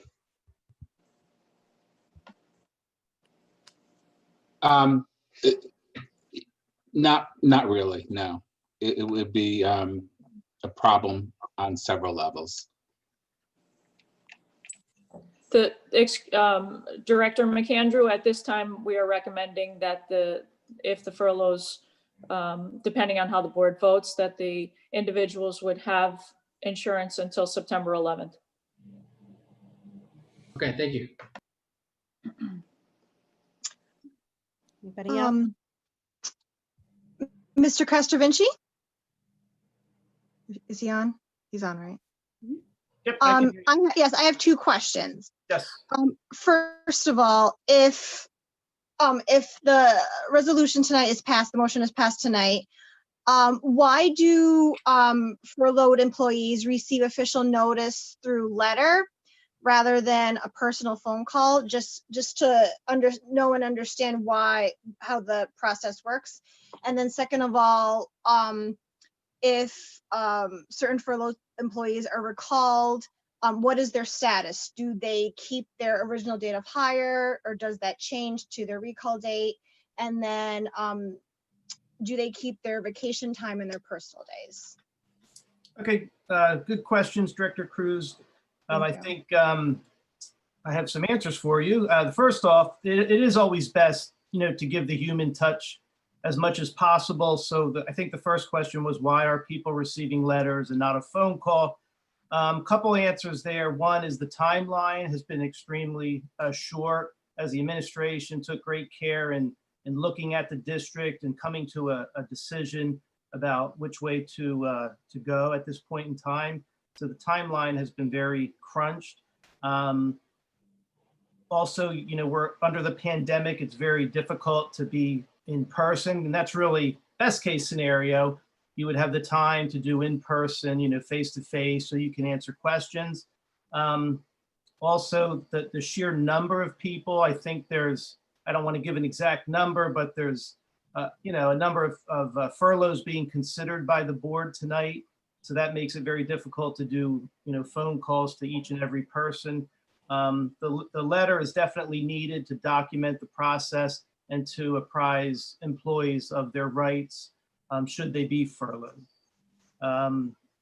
Employees will keep their seniority. They don't lose their seniority when they're recalled. Employees are recalled by seniority, offered positions by seniority, and as long as they're certified or have the skills and abilities to perform in the position that is offered, based on their seniority, they would be recalled to employment. And they also keep their sick days and personal days. They do not forfeit them simply because they may be furloughed. When they come back to work, those days would be in their accounts. Any other questions? No, I think that's it. Thank you for answering. Okay, thank you. Great questions. So those rules are something that isn't decided by you. That's something that's decided, that's considered best practices in these scenarios. Which parts of the question? The first part of sending a letter in the mail rather than contacting them directly. Well, best practice is to again give the human touch as much as possible and meet face to face if you can. If you can't meet face to face, to talk on the phone. But the timeline and the numbers of people have really made that an impossibility. Okay, thank you. You're welcome. Okay. Anyone else have any other questions at this time? We will move to public comment. We are going to take a 3-minute break between 10 and 12 on the list and 21 and 22 on the list, Mrs. Orr. Okay. And you would call the names and alert us when time has run out, so I don't miss the buzzer. I would appreciate it. Sure. Okay. First, we have Matt Loftus. Let's see. Matt Loftus? Yes, I'm here. Hi. Hi. Good evening. I'm here tonight as a taxpayer in the city and as a parent of 2 students in the district and as a member of the SFT Executive Committee to speak against the furloughs for all employees. I think Mr. Laffey, from what he just said, indicated that the financial data certainly appears to be incomplete on the tax collection issue. I'd also like you to consider that even if the taxes at this point aren't running, which in some cases it seems like we're running ahead of where we were, there's still an opportunity for those to be collected. They're not gone forever. There may be some that are delinquent, but come in at a later date. Also on the funding side, there was CARES Act money that came into the district to help. And within the next couple of weeks, all indications are that some money from the HEROES Act or HEALS Act should be coming into the district to bolster the finances for our city, for our state, hopefully, and for our school district. So I think this move is premature. And I think it's a decision that is penny wise and pound foolish. I want to share a story from my own children about the impact that paraprofessionals have on learning. Both of my children have benefited from paraprofessional services in preschool and in kindergarten. And on the first day of school, independent of each other, one is 4 and one is 6, when I asked them who their teacher was, they both told me they had 2 teachers. And the experience that they had in those programs was phenomenal. But they considered Miss Julia and Miss Carm at Whittier and Miss Pam, who is at Adams, to be a second teacher in the classroom, and they functioned that way. And it's not only those paraprofessionals, it's paraprofessionals across our district who play a vital role in supporting the learning of all of the children they encounter. The pre-K, kindergarten, ELL, college and career readiness, life skills, learning support, emotional support. These paraprofessionals work with these children, whether we're in physical school or virtual. Their work is there. They will help the children learn. I can't understand why we would be taking this layer of support away during this difficult time. Our students need it now more than ever, and they're some of our most needy students.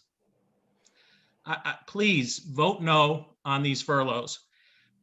And some of these positions are contractually obligated in the collective bargaining agreement with the SFT. Some of them are mandated by IEPs. I don't see that this is going to be a productive way to save. There are ways to save during this pandemic, and you listed some of them. We're not having class coverages. We haven't had subs. Supply costs are reduced. Utility costs are reduced. Transportation costs are reduced. Overtime expenses have been reduced. It certainly is not the time to take away and force savings by taking away a valuable service to children. Thank you very much for your time and consideration. Thank you, Matt. Next, we have Jennifer Telesco.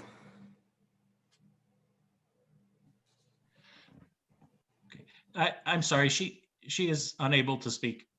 Okay. Thank you. Next, we have Angie Krieger.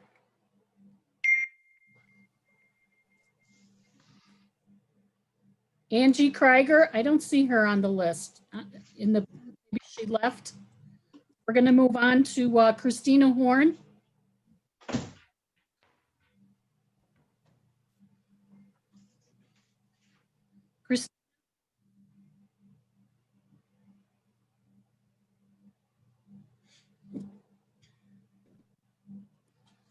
Christina? Hello? Hello? Hi, we can hear you. Sorry, thank you.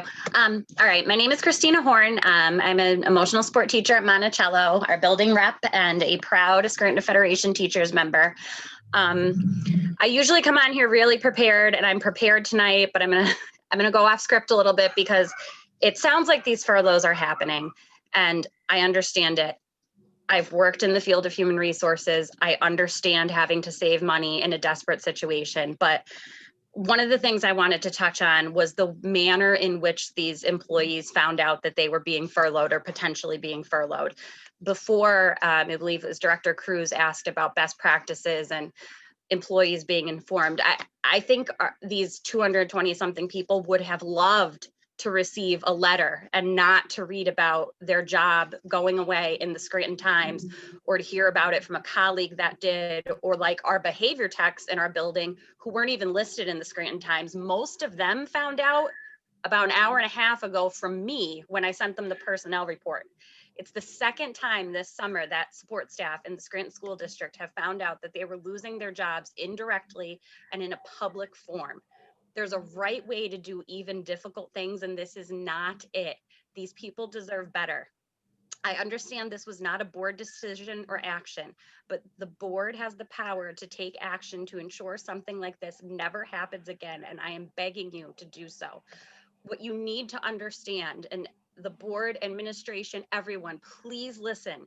These are the actions that contribute to our staff in the district, teachers, support staff, building admin, everyone feeling demoralized and disrespected and undervalued. Being broke is not an excuse for poor communication and employee relations. On that note, I understand that Scranton is in a desperate financial situation. I, like everyone, would like to avoid receivership. If you're going to pass these furloughs tonight, which by the way is 20 people from my building alone, between behavior techs, behavior specialists, paras, and PCAs, 20 people from the highest need building in the district, I ask you to please consider what some other local school districts are doing in utilizing support staff one-on-one, either in-home or as virtual support to special education students. This might not be feasible for everyone, but I am sure there is a way that the unions involved, the district, and individual staff and families can agree to getting the highest need students some one-on-one support.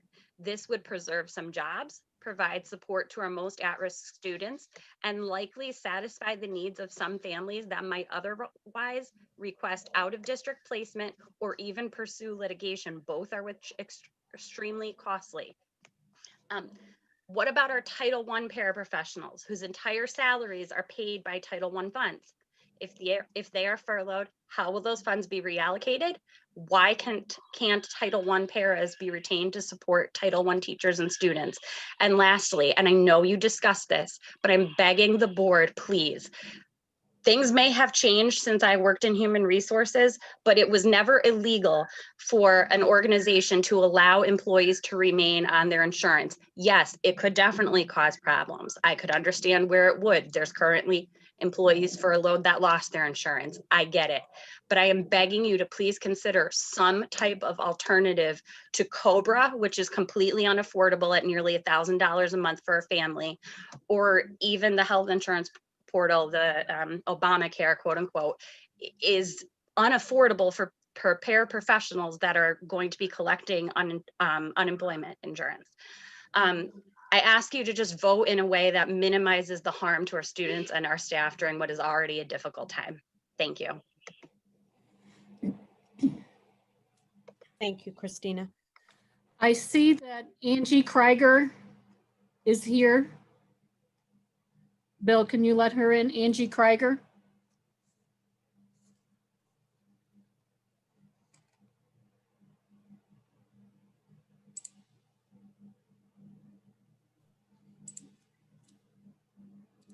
Angie?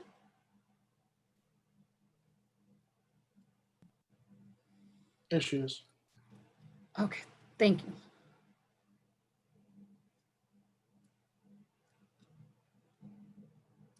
Angie Krieger? Hi, can you hear me? Yes, we can hear you. Okay, great.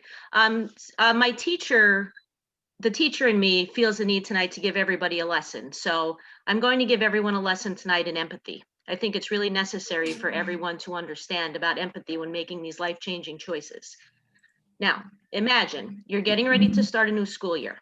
Imagine that you have that flutter of excitement that comes with every new year. Imagine the feelings of anticipation that come with thinking about the new challenges you will definitely face this year. Now imagine finding out 2 days before school starts that you will not have a job in 12 days. So the imagining has switched to dread. You dread the thought of not being able to feed your family. You dread the thought of not being able to afford insurance. You dread the thought of not being able to support the students and teachers that you have come to love. Once again, the Scranton School District has turned feelings of hope and anticipation into dread. You keep chipping away at the very core of our district, the ones that support our students, the ones that will go out of their way to ensure that every student feels special, the ones that help support the foundation of our district. Everything that has been taken away from our students is a disgrace to education. Now you're going to take away the paraprofessionals that these students love while still giving raises to administrators, many of whom the students never even met. If you're truly putting students first, you would realize how important our paras are to them and to us. They support us in ways you can't even imagine, in person and virtually. I had a partner last year, someone that worked with me 100 and was there 100% for the kids. My para was amazing and the kids loved her as much as she loved them. She acted as my right arm. She was a true asset to me in person and while virtual. If you eliminate their jobs, I know there will be no thank yous or pats on the back, just like when the preschool teachers lost their positions. So let me say it. Thank you, Renee, and all the paras that work tirelessly in our district. Thank you, clerks, nurses, hall monitors, cafeteria workers, crossing guards, bus drivers, and maintenance staff. Thank you to everyone who takes the time to support us and our students. We could not do what we do without you. We appreciate you, and we know you are important and not expendable. I hope the school board feels the same and votes no to any and all furloughs tonight. I want each of you to think about the lyrics of a song from Maren Morris. It's called Bones. It goes like this. The house don't fall when the bones are good. You have been slowly removing the bones of the Scranton School District. Keep at it at this pace, and the house is going to fall. Thank you. Thank you, Angela. Before we go any further, Superintendent McTiernan, can you address the admin raises? Because I think we're going to hear a lot of that tonight. And I get asked a lot of it also. Yes, unless an individual had changed positions, the administration has not received a raise since 2018. Thank you. Thank you. Next, we have Shauna Pevic. Shauna?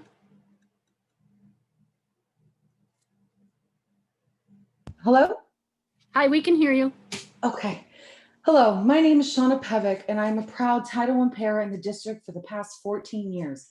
Over the years, I have traveled to as many as 6 schools a week and worked with amazing other paras. 2 years ago, I was assigned to one school, which is ITE. There I met the most hardworking paras who I would not only learn from in a work setting, but I would become great friends with. We have worked our butts off alongside our amazing teachers and other staff day in and day out. We do whatever is asked of us because that is what a para does. We work together to enrich our students' learning and school experiences.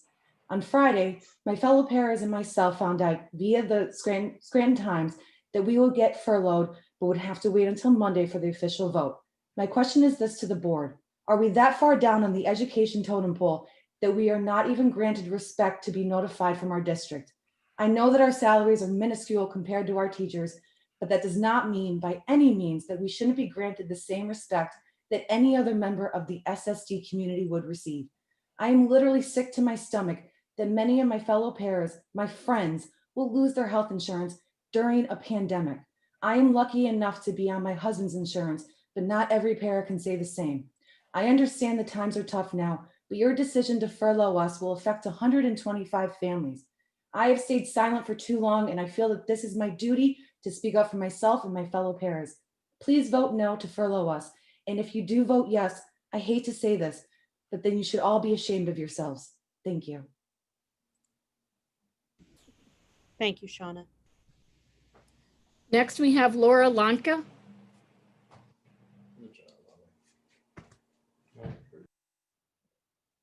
Laura? Hi, can you hear me? We can hear you. I'm speaking tonight in support of the paraprofessionals in the Scranton School District. I have been teaching in the SSD for the past 16 years, 11 of which I have had the privilege of working full-time with an amazing paraprofessional within our preschool program. Therefore, I can speak firsthand at just how essential they are to the education of our students. Our paraprofessionals provide much-needed supports to our children who need it the most. They are working firsthand with individuals or small groups of children who need additional help in order to succeed academically. At the start of this pandemic, the biggest argument for trying to keep children in physical classrooms was the fact that many do not have the supports at home to help them succeed. So I ask all of you, as far as our responsibility to provide a quality education to the children of Scranton, what exactly has changed? We are educating the same population, many of whom speak different languages, many of whom come from economically disadvantaged households with limited resources, and your answer is to strip yet another vital resource from them. I truly cannot wrap my mind around this. Well, I realize right now that numbers are driving the difficult decisions that need to be made in this district. Someone needs to stop looking at this as though it is just numbers. Attached to these numbers are students and families who are struggling to get through an unprecedented time in their lives. Attached to these numbers are amazing paraprofessionals who have dedicated their lives to helping our students succeed and will now have no health insurance during a global pandemic. Attached to these numbers are more numbers that we will be scrutinized for when our students are not surpassing the expectations on state assessments down the road. Numbers are important, but they are not more important than the people that are behind them. If anything, virtual learning has increased our students' need for academic support. Our paraprofessionals can be utilized to offer homework help through live office hours on Google Classroom. They can help by reteaching lessons to small groups of students who are struggling to keep up with the demands of online learning. They can assist by reaching out to families who are not logging on and completing assignments on a daily basis. We cannot continue to acknowledge that our students need more help while making important decisions that are stripping it away. Am I missing something? Have we suddenly run out of children and families that need additional support? Eliminating the services that our paraprofessionals can provide during distance learning will be a reckless and irresponsible decision. Someone, somewhere needs to stop looking at everything as a simple numbers game. You, the board, have a responsibility to act in the best interest of the students in the Scranton School District. I urge you to vote no on the furloughing of our essential paraprofessionals, and please, for once, make the right decision. Thank you. Solicitor Hahn, can you explain maybe a little bit why we can't give the benefits? I know you said we couldn't, but if you could give a few examples maybe. Yeah, yes, I can, Director McAndrew. A district, a public entity is not allowed to compensate an employee who was not working. That's just something that they don't have the authority to do. In fact, this district has been under legal scrutiny for doing that exact thing. And it's just not something, if someone's not performing a service for the district, then the board doesn't have the authority to say, well, we'll pay you anyway. It's just in compensation and benefits, health benefits are considered compensation. So it would be unlawful to do so. Thank you.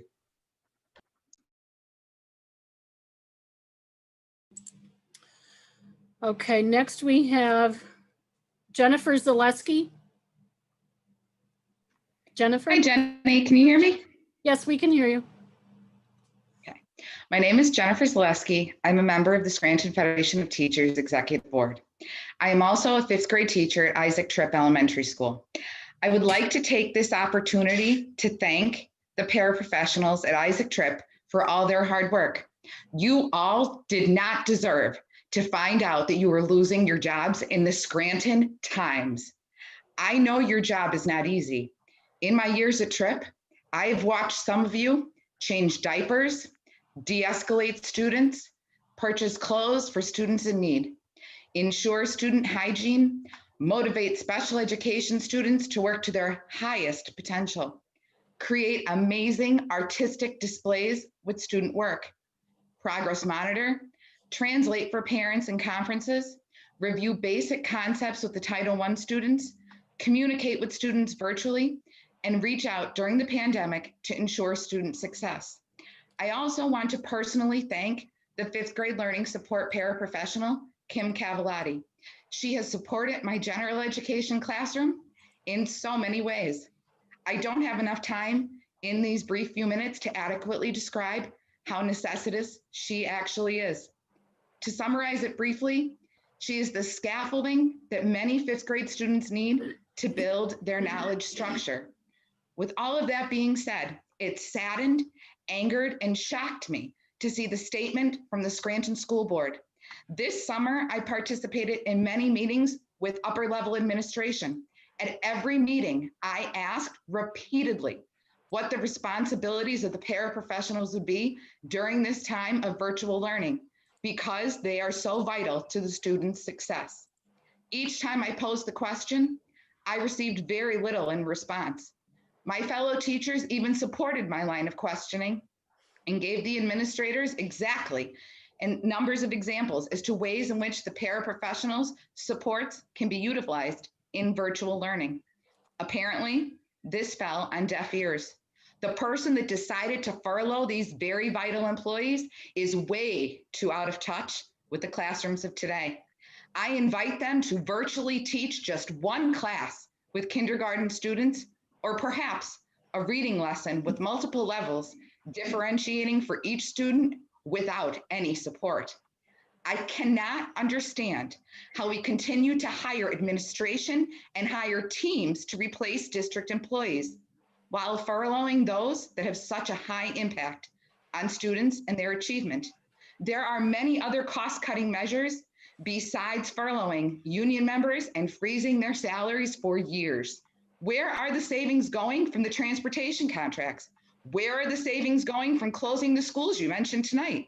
And are these schools closed permanently or until this pandemic subsides? What is the update on the retiree incentive money that has been owed to them for months now? This time, I really do want answers. I want the answers to every single question I've asked at the board meeting since March. You owe this community responses to questions posed at all of these meetings by all of these speakers. Jennifer, I'm sorry, your time is up. Give me 2 seconds. I ask that you spend a little bit of time this evening to reflect on the paraprofessionals that you know personally as a board and realize the impact that this decision is going to have on their lives. Thank you. Thank you, Jennifer. Next, we have Vivian Williams. Vivian? Yes, can you hear me? Yes, we can hear you. Okay, great, thank you. The outpouring of support since I last spoke has been overwhelming, as I believe I am no different than the families you represent. Again, I am not a teacher, but solely a parent to 3 amazing children. A 2-parent working family, one who went through the schools his children now attends, and the other who is in awe of the community she found herself part of. One who leaves the house as an essential worker daily, and the other one who is working 100% remote.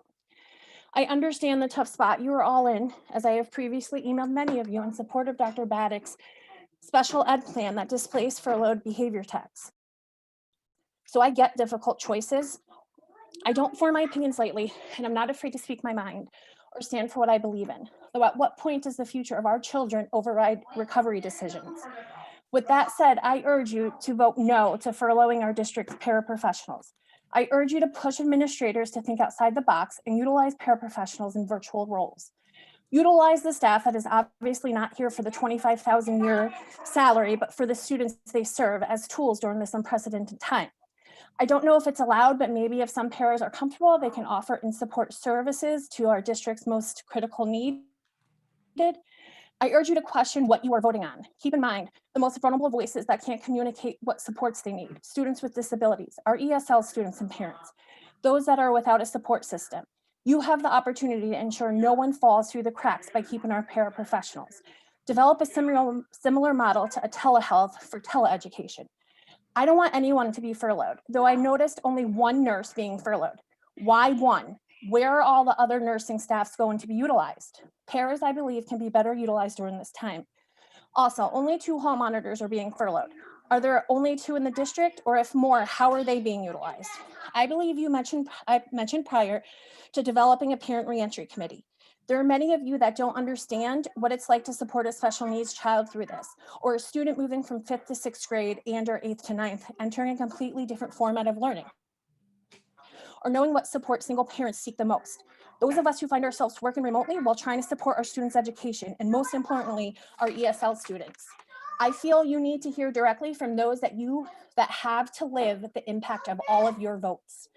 Dr. Finan recently was quoted as saying, "It's everyone's responsibility to make the Scranton School District whole again." I wholeheartedly believe that and agree with her. Though to make that happen, you need to engage with parents such as myself more. You cannot make it whole without those that have to live your votes day in and day out that affects my children, or else we will fall backwards. Lastly, I do want to thank Mr. Doherty, Mrs. Opshinsky, Mrs. Boyce, and Mr. Budd for being responsive to all of my questions, as I've had many, all while working during these hard and unprecedented times. They are what gives me faith in our district. And I have one last request that you had mentioned, the distance portal site.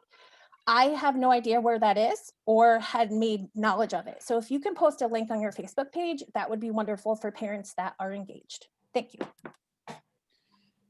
Director McTiernan. Director McTiernan.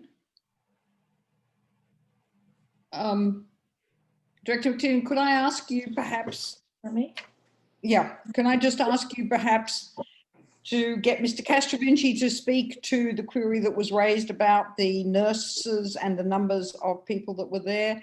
And the other one has completely gone up, but the other question I wanted to ask you was, could we please just revisit the motion that you will be entitled to recall personnel as needed as soon as you go? Because I feel that our discussion, and I really hear people's pain and I really hear people's distress, but I feel that we are discussing this as if these furloughs were permanent and forever. And perhaps one of the things that you could do is that we will be recalling personnel as we need to once we get back to the classroom, because it is a horrible, difficult time, but it is not termination, it is furlough. Sure, Director Hume. I'll try to break down, you had a couple questions there. So the first one that I'm going to answer, because it was the last one you asked, is yes, we will be recalling as needed. That is correct.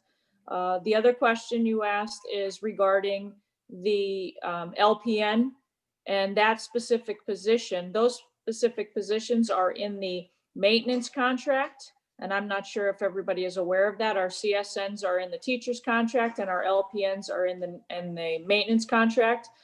And our maintenance contract has a clause in it that we cannot go below 184 employees in that contract. I believe you were asking that question. Did I answer all of your questions? Regarding the maintenance contract, are the employees that have been on compensation for a while, are they being counted towards that number or no? The employees yes, they are correct. Mr. Castrovinci, I believe that is an absolute yes. Yeah, the employees that are on workers' compensation are counted towards the 184. Okay. Pardon me, Mr. Rowdy, are we getting off topic here and treading into the territory of on the question?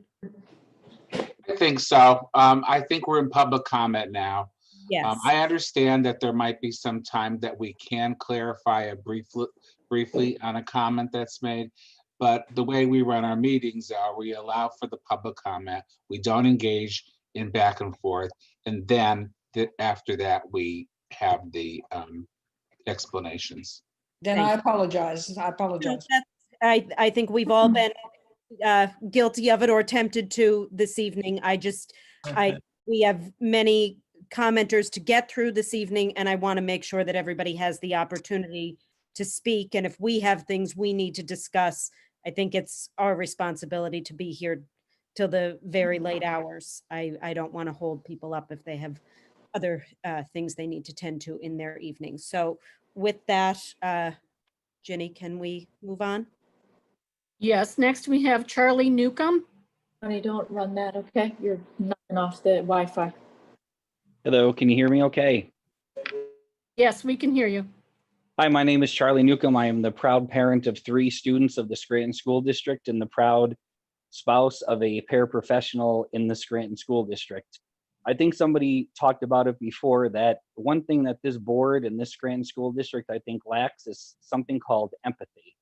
When I sat and I listened to this board gut the 3- and 4-year-old preschool program a few weeks ago, not one person on this board thanked the teachers or the paraprofessionals that were the foundation of that program for almost as long as I've been alive. So I think this board really does need to look at empathy, because my wife found out that she will be losing her job via the Scranton Times Friday at 4:00 in the afternoon. I totally understand that this district is in the worst financial crisis that it's probably ever been in and hopefully will ever be in, and you can't pay people that aren't working. However, empathy needs to come into consideration when decisions like this are being made. Somebody just touched on the fact that people are talking like the paraprofessionals and the rest of the staff are not going to be called back. I truly believe in my heart that this is an opportunity for the Scranton School District to cut staff and take advantage of what's going on right now to be able to do so. I would be very shocked come January or whenever it would be, when the staff is allowed to go back into the buildings to teach these children. Hopefully it will happen if all of these jobs are called back. I truly believe that it will not be allowed and that you will be finding ways to cut this staff. Finally, I hate to use the word receivership because it's like the bad word at this time, but what could possibly go wrong anymore in this district if we sit back and we allow this to happen? You know, I just couldn't believe what I heard the last time with the 3 and 4-year-old preschool program being gutted. And now we hear that we're getting rid of employees via the newspaper. It's really terrible. And one final thing, you know, I have a business too, and I understand when you furlough people, I would look into the fact that the healthcare benefits have to go away within 10 days. I think your lawyer will be able to answer you that, but I think they have to be at least for 30 days. And I think you should give a phone call to the paraprofessionals and the rest of the staff that are being gutted to tell them how they go about getting their insurance, and they don't have to read about it in the newspaper, because I think the Scranton School District relies on the newspaper to give information to these people, give information to the heart and soul of this district. You know, these paraprofessionals make between $15,000 and $29,000 a year. In order to make $29,000 a year, you probably have to be doing it a couple decades. So it's not a job that, you know, everybody goes and wants to do. I myself have seen my wife and other paraprofessionals around the district go buy clothes for children, do everything that they need to do to help these teachers. They do this job because they truly love the job. And I'm shocked and I'm saddened to know how this district treats them in the end, because what you did by letting them know on Friday truly shows the lack of appreciation for this staff. And if I'm wrong, but it doesn't seem that way. Thank you. Thank you, Charlie.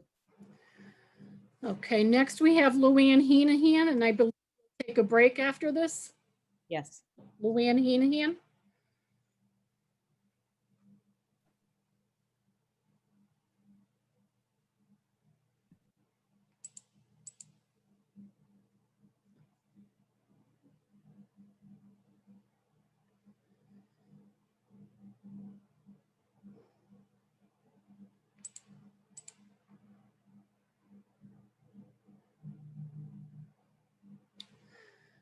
I don't know why it's not letting us.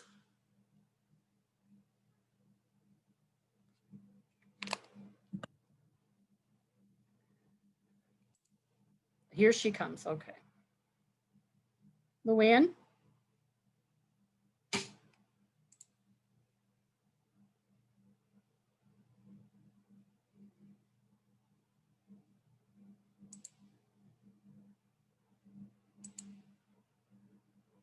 Luann?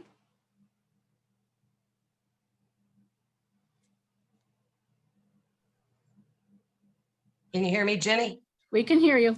Okay. I just first off want to say that everything that most of the speakers said tonight, I'm in full agreement with. It's a shame what's going on. We, our union, we learned when I got a call from Sarah from the Scranton Times that this was even happening. I find that to be appalling and disgusting that I didn't first receive, as the union president of 32 BJ, a phone call from the Scranton School District. And then tonight I was disgusted and appalled once again to find out that 6 buildings were going to be utilized and all the rest were going to be shut down. And nobody bothered to tell anyone in our union. And then when I did get a call from Mr. Castrovini, he never bothered to tell me this list that I am looking at now from the board doc site with all of the behavioral techs on there. I mean, really, I mean, we're people. And I don't know about this insurance thing. I've been texting with our lawyer while this is going on. So he's going to look into whether that is illegal, as Mr. Audi says, because I'm not quite so sure it is. But I'm sitting here and I have a very heavy heart with all of these impending layoffs. So our union is letting you know and putting you on notice that laying off our members, you're violating the collective bargaining agreement. The union bargained this in good faith, and we expect the district to uphold this agreement. I sent an email to Virginia, I don't know if you got it, to distribute it to all of the board directors.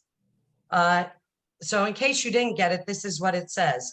Without waiving our argument that the decision to lay off our bargaining unit members violates specific provisions of our collective bargaining agreement regarding staffing requirements and layoff provisions, we hereby demand to bargain over the effects of your improper decision to lay off our bargaining unit members. please contact me to schedule an effects bargaining over this matter. I think Mr. Audi knows what that is. And if you follow through with the layoffs of our 32 BJ members, then I will be filing a grievance in the morning. Something else I had to say here was, you know, I'm looking at different things and remembering things, but a $12,000 a year raise was given to a confidential secretary at your last board meeting. And you're sitting here telling these people and everyone else that they cannot have a raise until 2026. I'm not understanding that. And by the way, we read that in the Scranton Times as well. We get all our news from the Scranton Times. We don't get anything from the district. I never had such a relationship with this Scranton School District, and I quite frankly don't like it, but I guess it is what it is, and I'll have to get used to that. But I'm also wondering, you have on the list tonight a maintenance foreman who resigned, and he did a wonderful job, by the way. Billy Orr was awesome to work with, and I want to give him some props for doing the right thing by us all summer long. And he chose to go back to his union position, which I'm grateful to have him there as well. But in order to save some money, I suggest you do not fill that position. Also, you know, if you're closing all these buildings, do we really need all these administrators? Just a thought. I don't want to see anyone lose their job, but these are things that, you know, they're just disheartening to everyone. And paraprofessionals, LPNs, all of that. And by the way, 3 of our people that were on workman's compensation, I cannot share their names, were issued letters that they were considered laid off by the Scranton School District because they were out more than a year. So we are counting them as not counting to our number because we have letters from the school district stating that they are on a layoff status. And that's all I have to say tonight. I had a whole plan thing and I just totally went off the cuff. I apologize. I thank you for listening to me tonight. And next time I'll be more prepared. Thank you. Have a good night. Thank you, Luann. And we will take 3 minutes now. We'll come back at 9:47.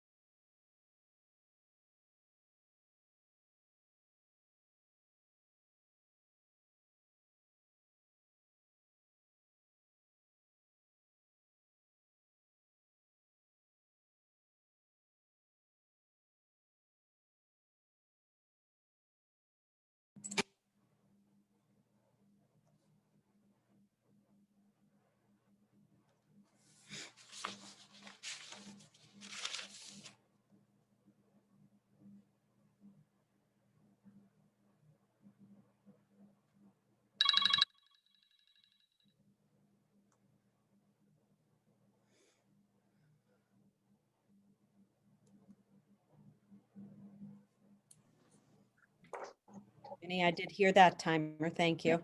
Okay,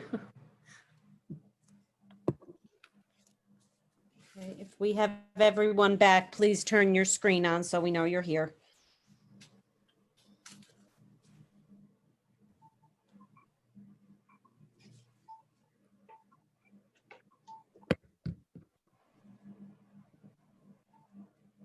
I believe we have everybody.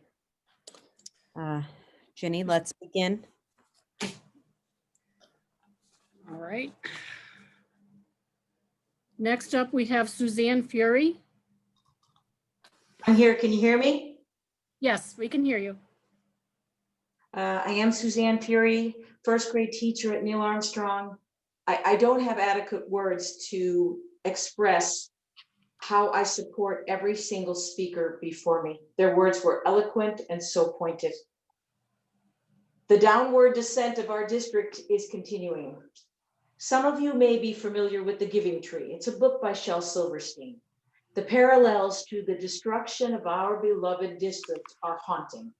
It's the story of a little boy in a tree. The boy goes to the tree and asks for money. The tree says, I don't have money, but take my apples and leaves. The boy goes back again and he asks for a house. The tree says, I don't have one, but take my branches. The boy goes back again and says, I need a boat. And the tree says, take my trunk. The boy goes back for the last time and the tree says, I have nothing to give you because you have taken everything. I am just an old stump. Slowly but surely, I fear that our school district is becoming that old stump. If you continue to take, there will be nothing left to give our students.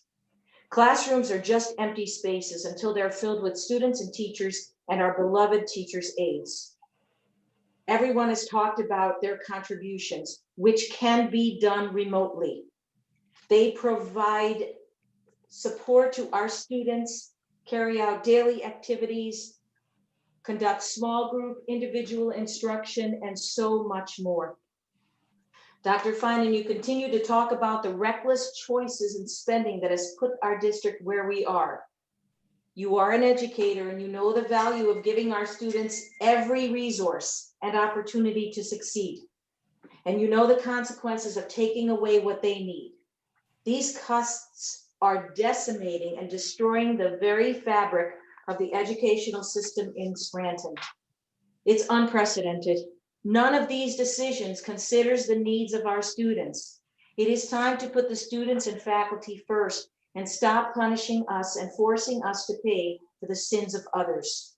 We need every available teacher and paraprofessional to help bring us through this awful pandemic. It's just that simple. To do that otherwise is to deny our students the education they are entitled to receive. To the board, I say this, please find another way. It is absolutely awful the way we are treated. And although you continue to assure us that we are respected, it is not the way we are treated. It's unconscionable the way the paraprofessionals have been treated. You have no idea what they do. We need financial help, certainly, but it can't come on the backs of our paraprofessionals. We, as a faculty, especially the paraprofessionals, feel we are abandoned by the school district.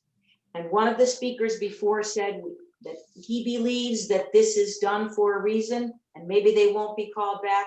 I share that view. Everyone is moving. Sorry, your time is up. I ask you, please vote no and save our paraprofessionals. Thank you. Thank you, Suzanne. Next, we have Elizabeth Lucas. Hello. My name to the district is Elizabeth Lucas. To my students, I am Miss Betty Ann. I'm an autistic paraprofessional at Neil Armstrong Elementary and an SFT member. I have worked for this district since January of 2010, and I was hired permanently in August of 2010. My daughters graduated from Scranton High. I too am a graduate of this district. I have lived and paid taxes in this city almost my entire adult life, and I have never been more disappointed in this district, and may I add, embarrassed. I have to say how disgusted I and my fellow paraprofessionals feel in a decision to furlough us. To add, it was not relayed to us personally or even professionally, but through the Scranton Times and our union. During this pandemic, I, like others, have worried about my family. My children were laid off, but they were safe. I worried because my husband, who has an autoimmune disease, was deemed an essential worker, and I prayed that he stayed healthy as possible. He did. I pray for all of my kids at school and those who attend my church's religion program, many of whom are SSD students. I miss being with them. And now, through a phone call from our union, I, as all the paraprofessionals did, found out that the administration, our worried and caring administration, will present to this board tonight, which they have, to furlough myself and my fellow paraprofessionals. Now, this I can only speak for myself. I have new worries to add to my list for the pandemic. Healthcare. I take numerous medications for numerous health issues, as does my husband. Now, where is the money going to come to pay for that health insurance? I, as well as my colleagues, pay in our health insurance. No, it is not given to us, but it is not a huge amount like it will be once we are furloughed. Where is the money coming for the doctor's appointments, most of which are specialists? Where is the money coming for the needed daily and weekly medications? Yes, we can collect, and that is great, but it means nothing if the added expense are toppled on top. The administration and their made-up positions are still receiving triple mine and my colleagues' salaries. Some of us just purchased new, much-needed vehicles. Another worry, the payment. Did the administration think of any of these issues? Of course not. Did the administration think about the children? Of course not. I personally don't think the administration thought at all. The paraprofessionals in this district love our jobs and the children that we help guide to being the best version of themselves. We work hard, some physically, some emotionally, some both.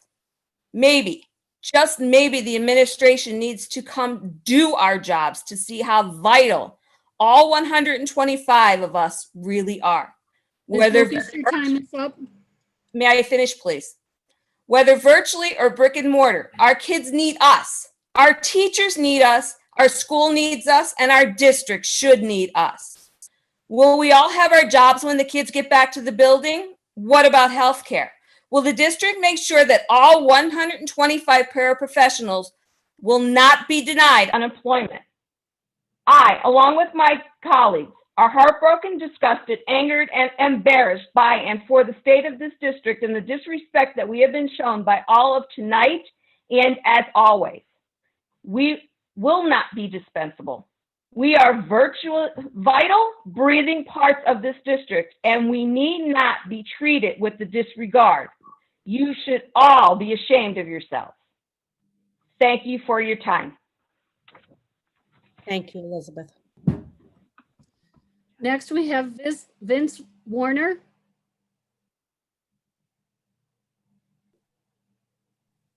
Can you hear me? Yes, we can hear you. Oh, now you're muted again. Directors, my name is Vince Weiner. I'm a 20-year teaching veteran at West Scranton High School. I'm also the third vice president of the Scranton Federation of Teachers, Local 1147. Once again, it is the members of the Scranton Federation of Teachers, as well as the Scranton taxpayers, that are being asked to bear the brunt of the Scranton School District's past financial mismanagement, malfeasance, and lack of funding by the state of Pennsylvania. This time, all of the paraprofessionals in Local 1147 are faced with temporary layoffs during this time of COVID-19 crisis.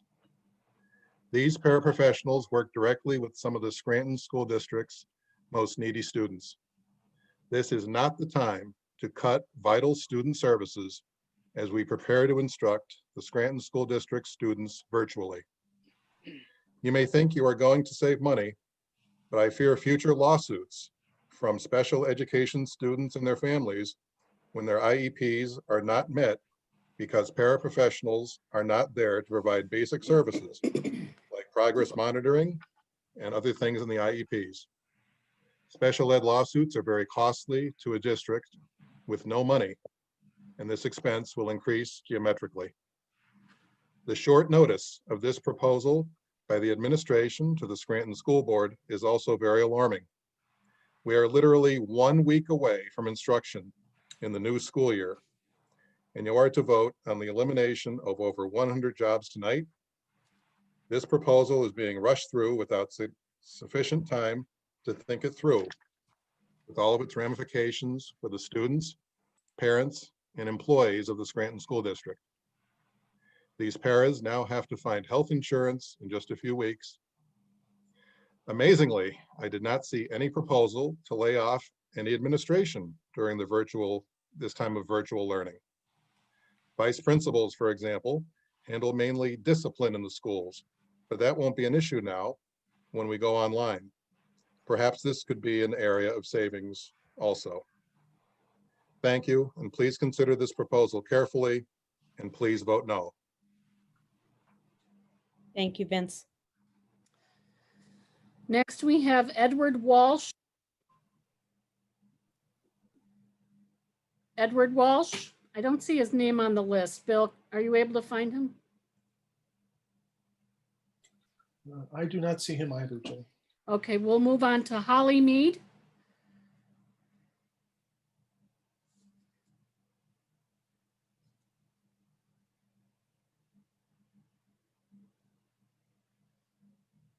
Holly?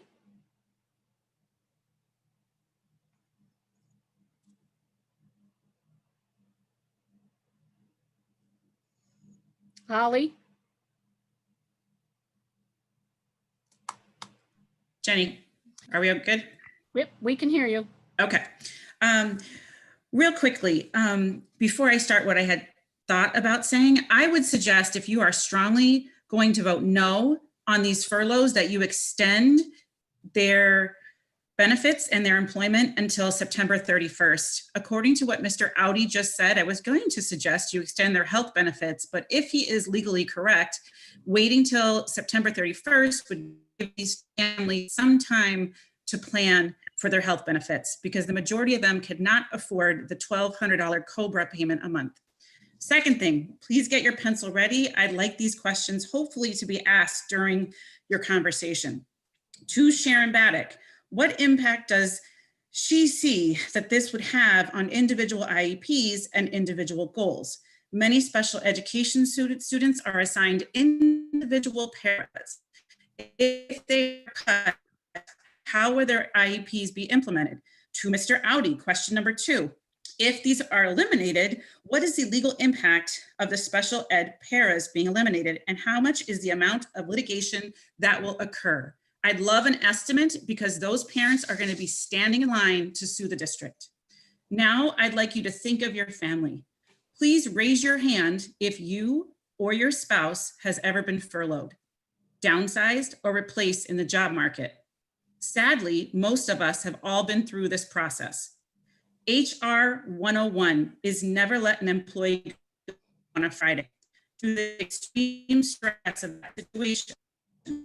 Now, let's add the stress of the pandemic. With this often speaks of appreciating one another and the administrators for doing such a great job, maybe you need to take another look at those administrators. While we're talking about administrators, Mrs. McTiernan received a raise this year. Mr. Doherty and Mrs. Grebeck also got a raise when they came over to the administration building. So Mr. McAndrew, you might want to check your facts. Did any one of you, except for Mrs. Cruz, show empathy through each furlough process by asking it ever creating a policy? I looked at your entire handbook and I couldn't find one. 223 employees explaining that what would happen to their benefits, their sick days, and how long the estimated furlough would last. You furloughed 6 behavior techs last month and they still have not received the benefits because of the incompetence of the personnel office. It's frustrating as an employee in this district to see all of our colleagues treated unprofessionally. These people are not numbers. They are people that we love. And Mrs. McTiernan, I know you know every one of their names. Dorian Stevens, Kathleen Browning, Kelly, Vaughn, and Terry Fields, and Debbie Wilson. These people deserve more, and this administration, try to extend it if you can. Thank you. Thank you, Holly.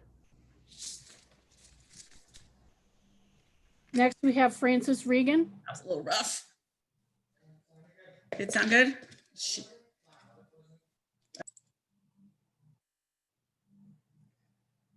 Frances Regan. Can you hear me? We can hear you. My name is Frances Regan, and I'm a member of the SFT Executive Board, and I'm also a kindergarten teacher at George Bancroft. Last Thursday, I was notified that our kindergarten classes were being collapsed. We were going from 2 kindergarten classrooms to only 1. We will be the only school in the district with 1 kindergarten class. I can tell you we have 19 students on the list, 8 more in Power School so far, and at least 5 students whose families have reached out about not being able to register on their phones and do not have computers. They have also mentioned that they have called downtown and no one has answered. During my past 31 years at Bancroft School, I have seen numerous times where students register the first week of school because parents come to school asking for help for registering. Mrs. Griebeck was our principal for years and can verify that we always get more students during the first week. It has always been the practice of the district that classes were collapsed on October 1st. I'm asking the board to do just that. Check the registration. Wait for all students to finish registering before collapsing any classes. If you cannot wait until October 1st, at least give us the first 2 weeks of school. If the board is told that they will reroute the overflow of students to other kindergarten classes in other schools, please consider the cost of transporting these students to the other schools when we go back to in-school instruction. Also, remember that you will be separating siblings in doing this. Bancroft students deserve better. So I ask you to please reopen the 2nd kindergarten class at George Bancroft. I then received further bad news for Bancroft and the entire school district when you announced the possible furloughs of paraprofessionals. It has been my great privilege to work with many paraprofessionals in my 31 years at George Bancroft. They have all been the most professional, dedicated, compassionate people who support the students of Bancroft School as if they were their own. During the virtual learning that started in March and ended at the end of June, my paraprofessional was there for every Google Meet. She reached out to the students to see if there was anything they needed to help with their work and was there to do anything she could to support the students of Bancroft. Please remember, paraprofessionals play an important role in our schools, whether in the brick and mortar or in the virtual school.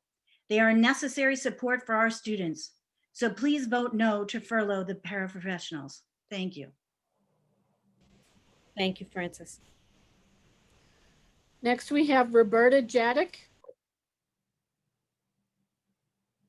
Roberta?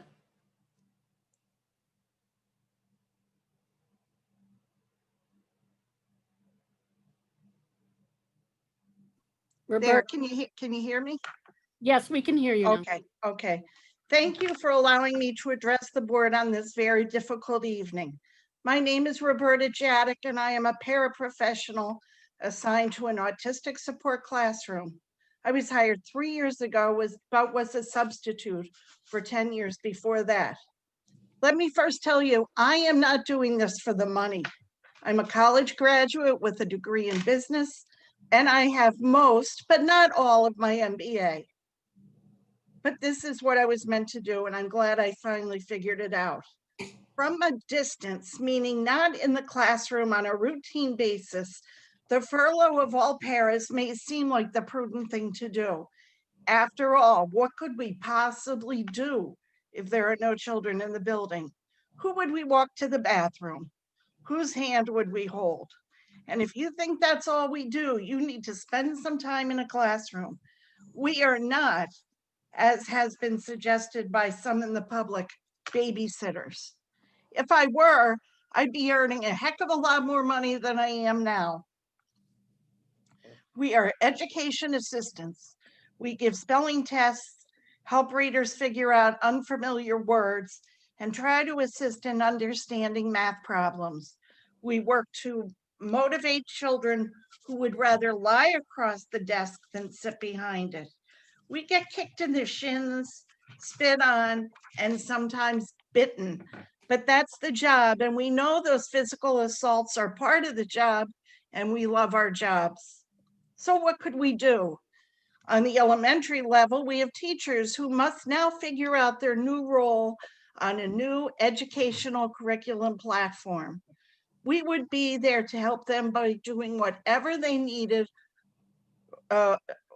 whatever was needed for whomever needed it. For instance, packets for children without internet access could be readied and delivered if necessary. And how are we shown that we're appreciated? Obviously, it's by reading about probable furloughs on the Times website on Facebook. Now, I've read that the information was given to the paper and the union, and it's not your fault that the union didn't get to the news to us before we found out. But I believe that information should have come from you. An email to everyone would have come as a shock, but it would have been appreciated. To send notice to other parties at the end of the day, a Friday was an act of cowardice. We were all left to wonder if we could collect unemployment. That still hasn't been answered. Would we have insurance coverage? Some, for a little while. Those may seem important to you, but not to us. Some of us have spouses who have already become victims of COVID because they were laid off. If this was truly a furlough, which usually allows an employee to retain employment rights and benefits, or is it a layoff? Please hear. Roberta, I'm sorry, your time is up. I have 2 more sentences. What you plan to do may be necessary in your eyes, but the way you initiated the process was cruel. We teach our students to be kind. Do we need to teach that to all of you too? It is my hope that this idea is not furthered and the board says no to a proposal that will cause undue educational hardships to the students. Thank you. Thank you, Bobby. Next, we have Mary Ann Davis. Hello? Hi, we can hear you. Okay, great. So my name is Mary Ann Davis, and I am the medical disability teacher at Monticello. With that being said, I've only actually had a job since March 2019. When entering in the classroom, I was the 4th teacher in the program 3 years. And the only person who was consistent with my students was the paraprofessional in that classroom. That being said, being the medical disability teacher, my students, as the title suggests, have all sorts of specialized needs, and they're all individualized, each and every one. Each and every one of my students has basically a one-on-one, whether it's a Scranton School District staff or a personal care aide.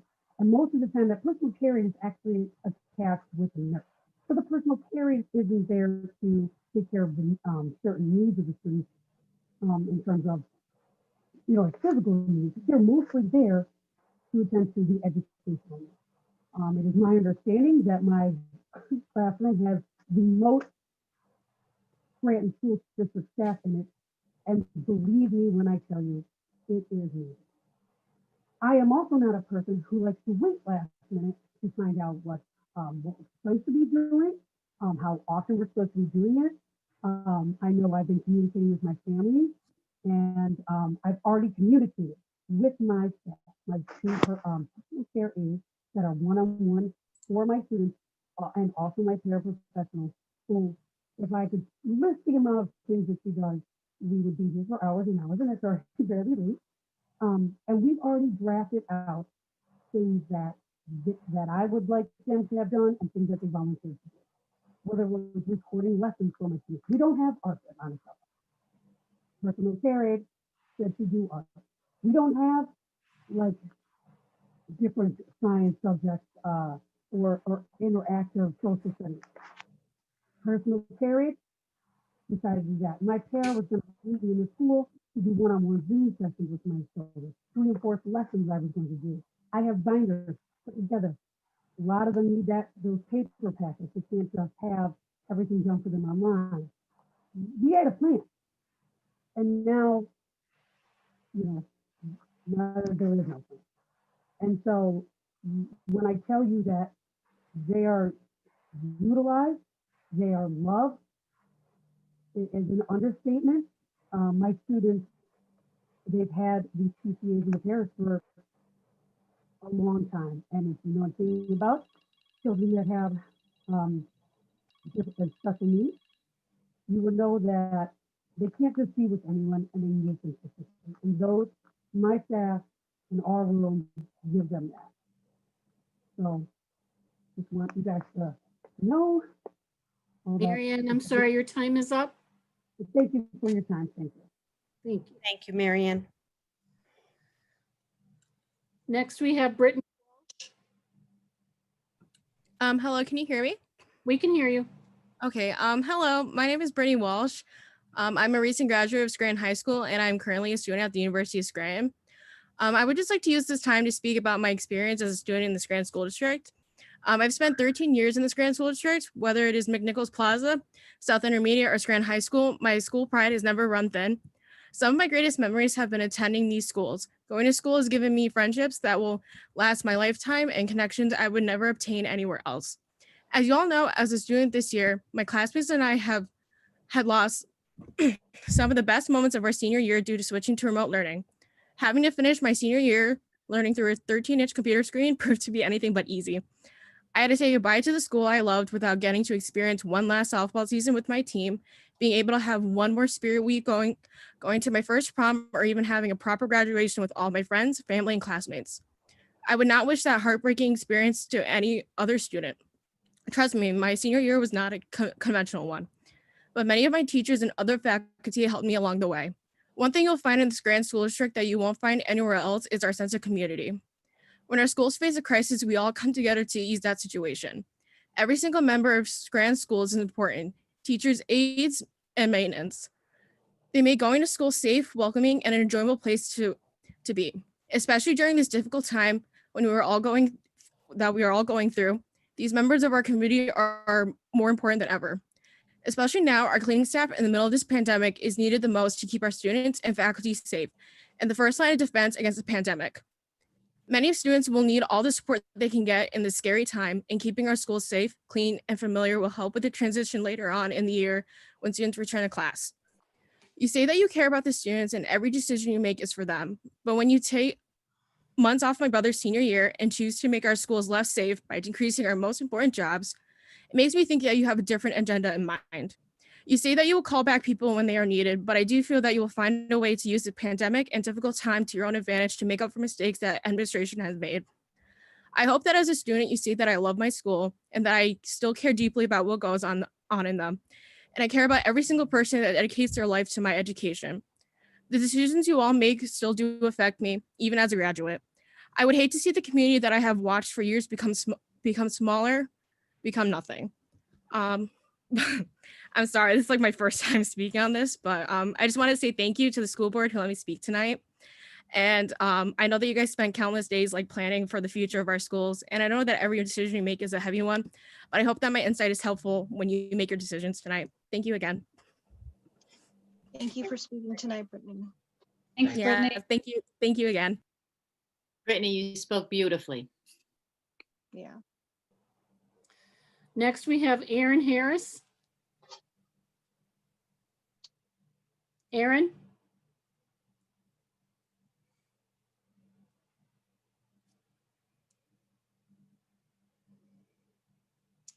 Aaron Harris?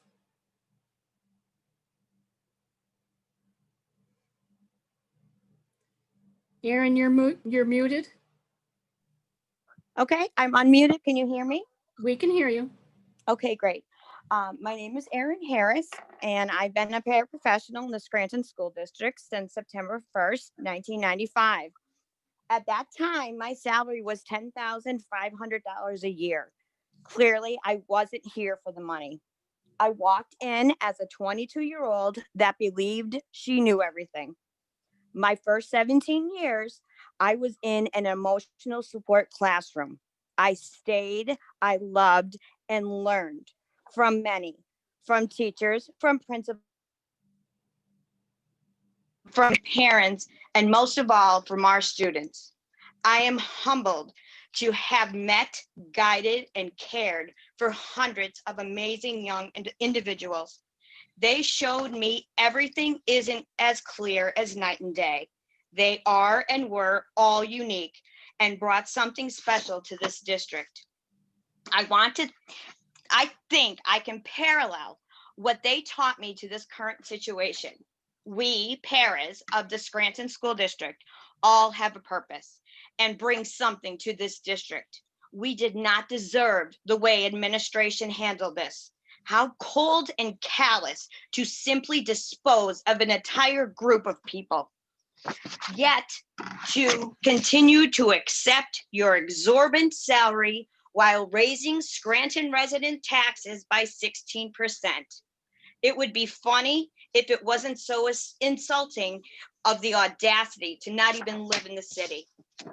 I have been here in this district for 25 years through many administrations and boards, and they have both succeeded and failed. I have never been more disappointed in central administration at 425 North Washington Avenue, although a moral compass hasn't always been first and foremost there. With that said, I have a couple things that need to be clarified. Mr. Audi, I want to clarify that the people that the district you were talking about as far as healthcare were never even employed by the Scranton School District that received health insurance. That was the scrutiny that you were talking about. And Dr. Finan, I would like it if you mentioned to Mrs. McTiernan if she could inform the public and the board that you are outsourcing the psychologist positions at $500 per student eval. And don't worry, Mrs. McTiernan, you don't have to pay us on Friday, but you'll get paid. No problem. Thank you, Scranton School District.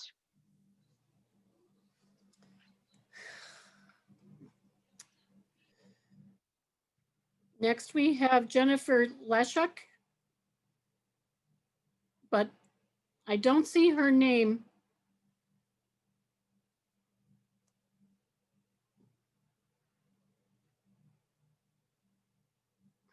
I'm gonna let this person in here. Jennifer Bepler? Yes, hi, could you hear me? Are you Jennifer Leshuk? I am. Leshik is my maiden name. All right. We can hear you.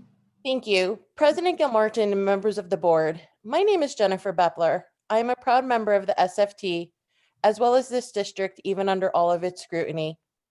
I am a highly qualified, certified, 5th grade learning support paraprofessional at Whittier Annex.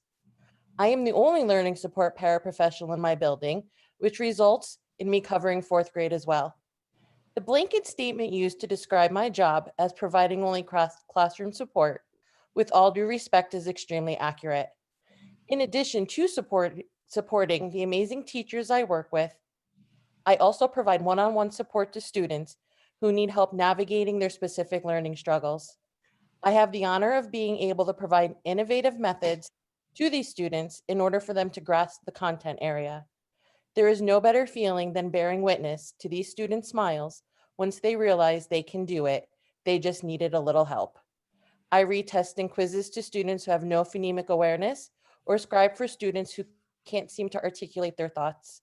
We storytell in order to hone comprehension skills. I am the voice of morning announcements one of the 2 school-wide positive behavior support team members who plans all of our blowouts and student rewards. I plan and organize speakers and special events, our successful fundraisers, and I've even founded our 5th grade talent show. Collecting, organizing, and providing data to my teachers is a daily occurrence. I assign their iTime groups using this data. I progress monitor. I correct assessments. I help with homework. I've even collected student data at the request of our diagnosticians. My teachers look to me to listen and offer opinions on specific learning strategies. I am also available to my administrator, whether he needs me to be our clerk for the day because we have no sub, or to build a Google form. Do I support classroom teachers? Yes, but I do so much more. Every single one of our paraprofessionals do so much more. I understand our role is not clearly defined in a virtual model, but please make no mistake, we have a place. Could it be a compressed work week, perhaps job sharing, even assigning specific days and times to be available online to our students? My place is also defined in every student's IEP I serve.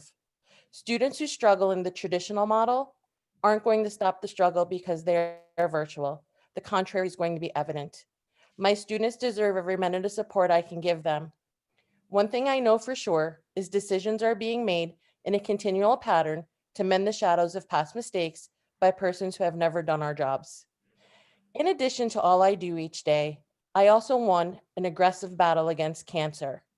My health insurance is my lifeline in continuing my victory. I see my medical team quarterly and take medications I cannot afford without it. Although I have been advised that continuation of benefits would be available, I'm not sure how you suggest I afford COBRA when the payment is more than my monthly take-home salary. I understand this district is in financial distress, but the distress this is going to cause me is more than I can endure. With all of these building closures and no students reporting, perhaps there are options available since the 6 open buildings will have multiple administrators and maintenance, again, with no students being present. I implore you to not go forward with these furloughs, or at least table this for further discussion. There are solutions. We need to set a new precedent by working together, continuing dialogue, and finding equally beneficial solutions. If at the very least, please allow us the option to pay our employee biweekly contribution to continue our health coverage. I thank you all for your time and your consideration this evening. Thank you, Jennifer. And Katie, that's our break now? yep, another 3 minutes. We'll come back at 10:28. Thanks, Ginny.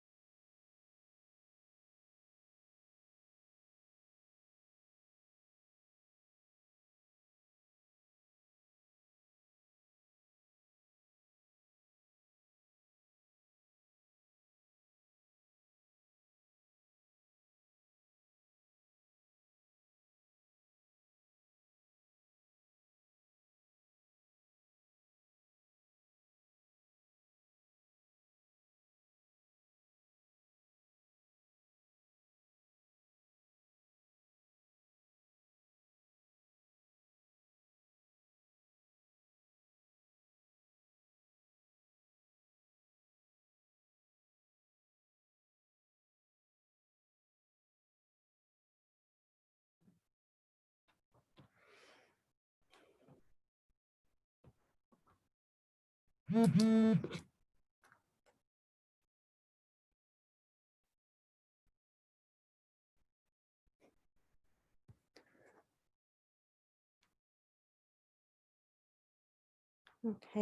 if you're back, please turn your cameras on so we know you're here. If you're able.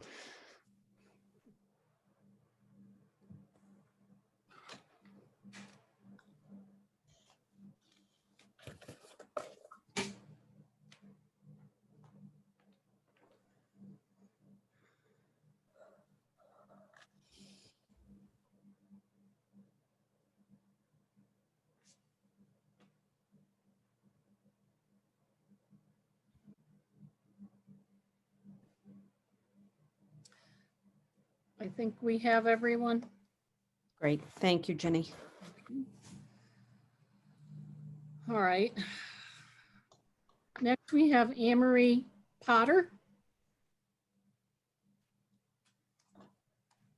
Anne-Marie Potter. I don't think she's here. We're going to move on to Glenda Spickerman.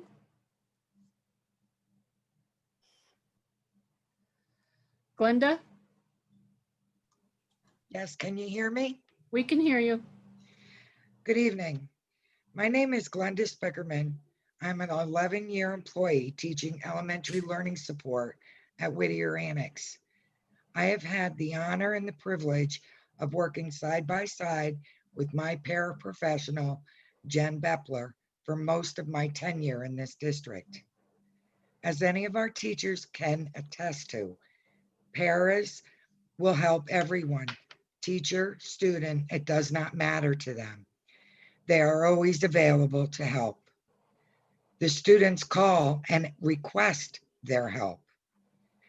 The genuine concern that paras have for our students goes above and beyond their jobs. Students depend on them, as do teachers. They help with tests, quizzes, and homework. They sometimes just need someone to say, "Good job," and actually mean it. Students have come to depend on her when it comes to the morning minutes, planning worthy blowouts, or just giving them the confidence that they crave. She's always there for them. Last year, my para was out sick for several days. The students' concern was overwhelming. They asked daily how Miss Jen was. They rely on her and our other paras in the district. I also count and depend on my para. She helps keep me organized, which I recognize is not always an easy task. She helps me with my progress monitoring or any other task so that I can complete my job to the best of my ability. She teaches right alongside of me. She is not just a paraprofessional. Just like the students, I learn and depend on her every day. Please do what's right for the students, the teachers throughout the district, and selfishly me, who depend on their paraprofessionals. They are an important part of everyday school life. Thank you for your time. Thank you, Glenda. Next, we have Daniel Keeler.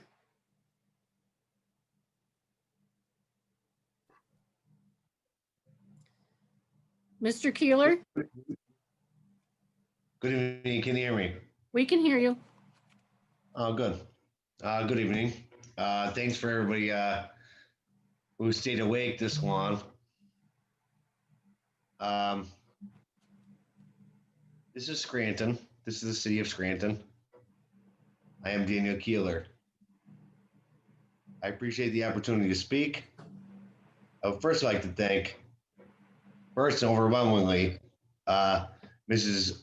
Orr for all her work in lining up the speakers as the board secretary. She has put in a position to organize all these virtual meetings with such unbelievably important topics, which piles up the speakers, and she has managed it very well.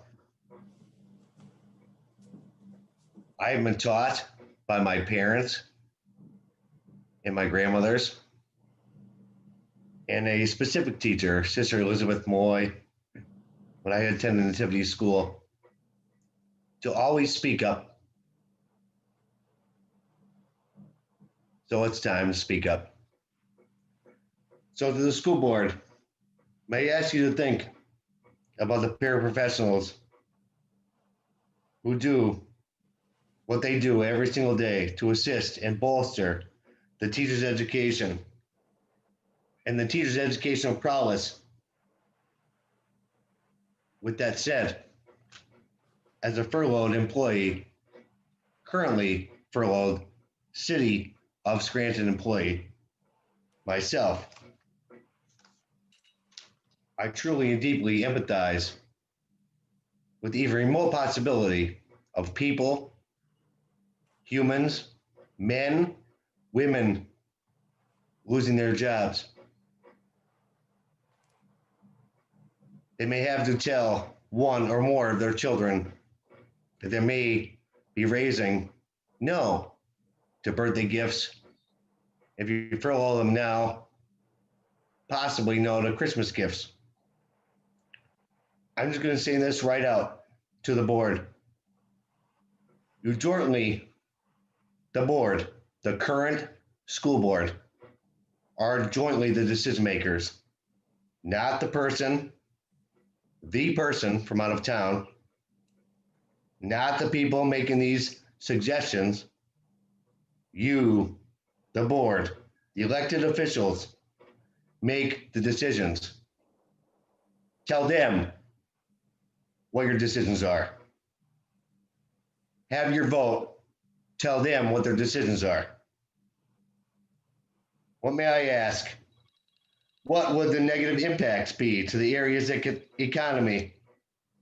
I believe, personally, it would destroy your local economy. There's a positive economic multiplier, and there's a negative economic multiplier. What are the costs of the bond ratings? What are the costs of the loans? Mr. Keeler, What are I'm the sorry. interests? Mr. Keeler, I'm sorry, your time. Yeah, why not?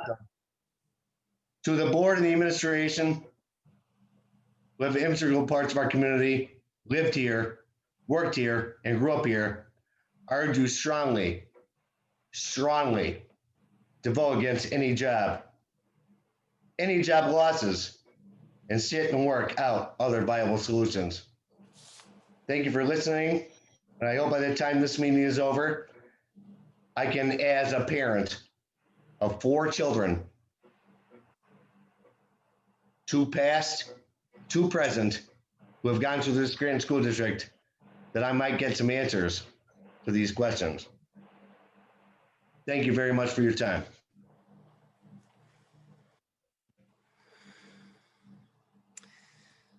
Next, we have Michelle Cunningham.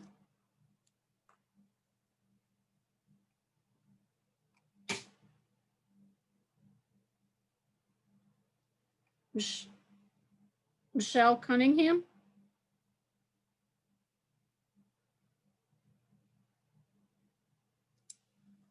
Okay, I don't see a Michelle. Margie Holmes.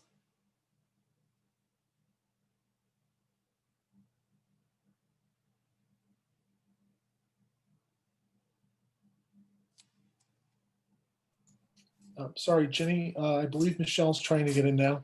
Oh, okay, she really needed to change her name on there. Hello? We can hear you. Hello? This is Michelle Cunningham. Can you hear me? We can hear you. Well, unfortunately, I don't think that the administrators really care who I am. Yet, almost all the current administrators are former classroom teachers and building principals. If they have not enlightened the board members of the invaluable work and help paraprofessionals provide to students and staff, shame on them. I hope you are aware Scranton paras struggle at poverty level wages until we reach our bump step, which you are also going to be stripping away from us. We do this job because we love it and because our students and co-educators need us. Now you are asking us, and only us, to make this terrifying sacrifice. The district needs experienced paras to be game day ready whenever this God-forsaken horror is controlled. There's really no way schools can operate without us. I'm asking you to protect your assets, paraprofessionals. I find it sad that you listed 6 to 8 administrative positions proudly that are not filled to save $800,000. Yet well over 100 paraprofessionals are saving you $900,000. That is extremely sad. I've also researched other school districts across the country furloughing staff, but they are also providing them insurance because they know they need them back, or at least allowing them to pay their portion of their insurance. I really hope the Scranton School Board has more respect for us than the administrators do. And I'm very, very disgusted at what they are trying to do to the Scranton School Board or the Scranton school staff. The city of Scranton is in dire straits here, and you are adding to that. And you're putting it all on the paraprofessionals who students, teachers, and staff and principals all need. Thank you. Thank you, Michelle. Next, we have Margie Holmes. Margie? Yes, I'm here. Can you hear me? We can hear you. Good evening. My name is Margie Holmes. I am a city taxpayer and a proud SFT member. I am also a teacher who is starting my 20th year displaced from my kindergarten classroom at Bancroft. I am speaking to you tonight to address 2 very important issues. The first one I emailed to all of you on Friday, but I did not receive a response from anyone. So I am requesting again for you to please look into the recent collapsing of classes in the district. Closure of my class leaves Bancroft School with only 1 open kindergarten classroom, and now with the possibility of having no paraprofessional, when the other schools in our district have multiple kindergarten rooms. Can you please take into consideration that there were no in-person registration days for our families in the month of May, and that there are around 180 kindergarten students alone whose registrations are held up due to incomplete forms? Not to mention our Spanish forms just went out in the mail last week. How is this fair to our economically disadvantaged students and our families? Unfortunately, many of them do not have the resources to complete registration online. Many of our English as a second language families are stuck with incomplete registrations because the forms are not translated for them. They need the assistance of the in-person opportunities. Many parents are limited to using their phones. They cannot properly access Google Translate, therefore making completion near impossible. Historically, many end up coming on the first day of school to register their children in person. And I know every principal can attest to this. I myself have recently received several messages on our Classroom Remind app in Spanish from parents asking for help in needing resources. They are telling me they're emailing needed paperwork and have been trying to call downtown, but no one is answering their calls or returning their emails. I urge you to wait until all students are completely registered before closing any classrooms. Traditionally, the district waited until October 1st for this very reason. I personally do not understand collapsing a class when you will only have to reopen it in the near future, or worse, having to reroute our families who have more than 1 child at our school to different buildings, costing the district to spend unnecessary money on busing when we finally return. Please keep in mind that many of our families walk to our building and do not have the means to drive across to another school. My second reason for speaking is to urge you to vote against furloughing our paraprofessionals. Our paraprofessionals work hand in hand with teachers to directly help students to achieve their diverse needs. They are a significant part of our preschool, kindergarten, ELL, and special ed programs. Again, why do our students who struggle educationally, socially, emotionally, and financially have to suffer in a larger classroom size without the extra support during an already challenging and uncertain time? How is the district going to provide and accommodate the needs of our students and families who rely on our parents to translate for them, provide them with the access to equitable educational opportunities? I believe the district will be left with one full-time translator and 2 contracted language guides if all paraprofessionals are furloughed. Why do our students have to lose their resources? Why do they have to be taken away from them? Haven't you taken enough from them? Their libraries, their 3-year-old preschool, and next year 4-year-old preschool program. Why are you hiring more administrative positions when there are plenty available? Why are certain administrative positions being given new roles and responsibilities to ensure their job security? Is there a plan to furlough anyone at the administration building? Thank you for your time. Thank you, Margie. Next, we have Matt Mikhailo.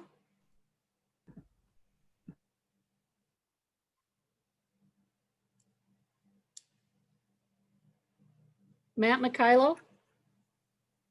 Hello, can you hear me? Hi, we can hear you. Great. First of all, good evening, everyone. My name is Matt Mikhailo. I'm a special education life skills teacher. And this week I'll begin my 10th year in that position.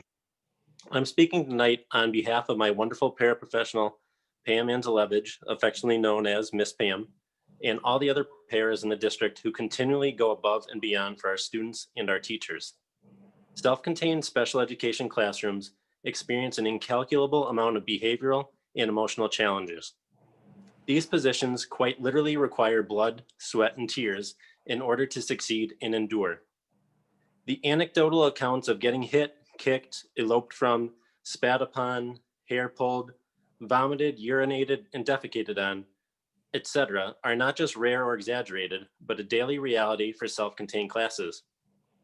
Pam and so many other paras in the district have seen it all, experienced it all, and also are usually the first ones that our students go to hug or cry upon or accidentally call mom, because our students feel that nurturing, genuine, unconditional love. I know I wouldn't have made it this long in life skills without Pam. I consider myself beyond lucky to have had her by my side since early 2012. She owes me and the district nothing.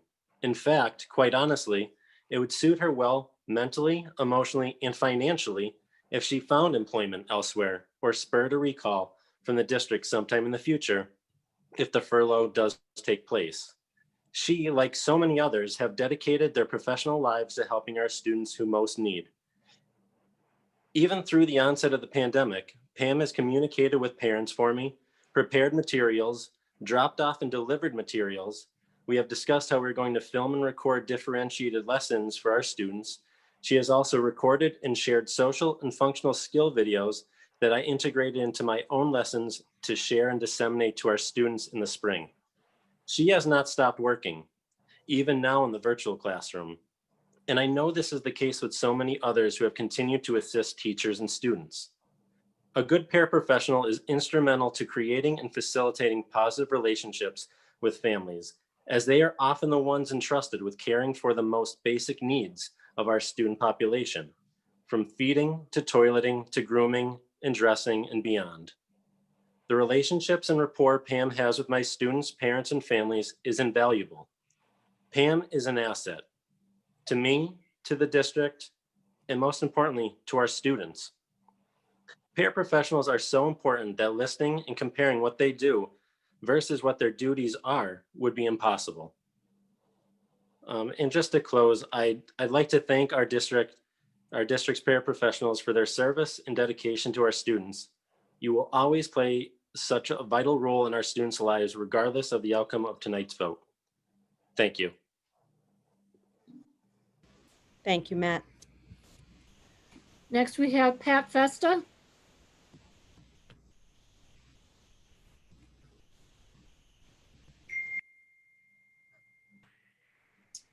Pat Festa. Hello, can you hear me? Hi, we can hear you. Hi, good evening, members of the school board. My name is Patrick Festa. I'm a third grade teacher at McNichols Plaza School and the second vice president of the Scranton Federation of Teachers. On behalf of myself and my colleagues at McNichols Plaza, I just want to relay firsthand how vital the paraeducators are at McNichols Plaza School during brick and mortar instruction, not only operationally and procedurally, but of course in the education that they help deliver. Now that we have rightfully made the decision to enter into full virtual mode of instruction for our students for at least the first quarter in response to this terrible pandemic, we believe we need all hands on deck to implement this model successfully. Now more than ever, we need the support and assistance from our wonderful paraeducators. To furlough them and not to have them would be a detriment to our students, no doubt. It is obvious by now to many of us in the public and many members of the Scranton Federation of Teachers that this particular school board keeps taking actions that continue to stack the deck against quality education and the delivery of best instruction. Need we remind you of your disastrous decision to eliminate our beloved preschool program? Or, in my opinion, and many of my colleagues, the dismissive and seemingly orchestrated attitude that this board seems to have towards issues that relate to education, educational quality, and to the people that deliver it. The timing and manner of this potential decision made by our superintendent to furlough paraeducators is all the evidence that many members of the Scranton public need to understand this palpable dismissiveness. 2 board meetings ago, I heard one of the school board directors, and I paraphrase, say something to the effect of, this particular board has been given a lot to deal with, and she thinks they're doing great. I say hardly. On behalf of my colleagues at McNichols Plaza School and my paraeducators, we say hardly. On behalf of the 3- and 4-year-olds who now no longer have a preschool, and to their families, we say hardly. As we enter this necessary but challenging mode of instruction, I implore you, on behalf of the wonderful paraeducators at my school, McNichols Plaza, and all the paraeducators, to let them remain, now more than ever, part of the real-time educational team that we create with them to provide the best education to the one group of, quote, stakeholders, unquote, that recovery seems to have left in the dust, our students. Thank you for your time. Good evening. Thank you, Pat. Next, we have Joseph Healy.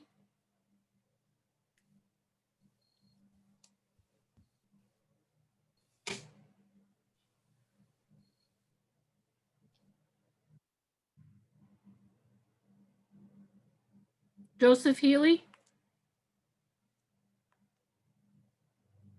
Unmute. Hello, my name is Joseph Healy. I'm just a worker, just a homeowner, only have 5 students in the Scranton School District, but I'm really just a lifelong Scrantonian. Most of the city residents feel the same way I do. Decades of corruption plays the biggest part of our financial distress, as all 3 taxing bodies of Scranton have been having investigations, arrests, and corruption identified. However, I feel that the sentencing and pleas do not adequately represent the real crimes. With the arrest of the business administrator, Greg Sunday, and the sudden resignation of Jeff Brazil as Director of Operations and Technology, resigned in February 2019, which was the same month CRO Candace Finnan was appointed. Then the board and administration continue to make decisions to raise taxes, desperately remove positions amongst arts, children in need, early education, pre-K. Board, administration, you will not gain the public trust this way. Saying we save 10% on our insurance by switching to Geico would at least be a start. I joke, but how else are we going to get through these desperate circumstances?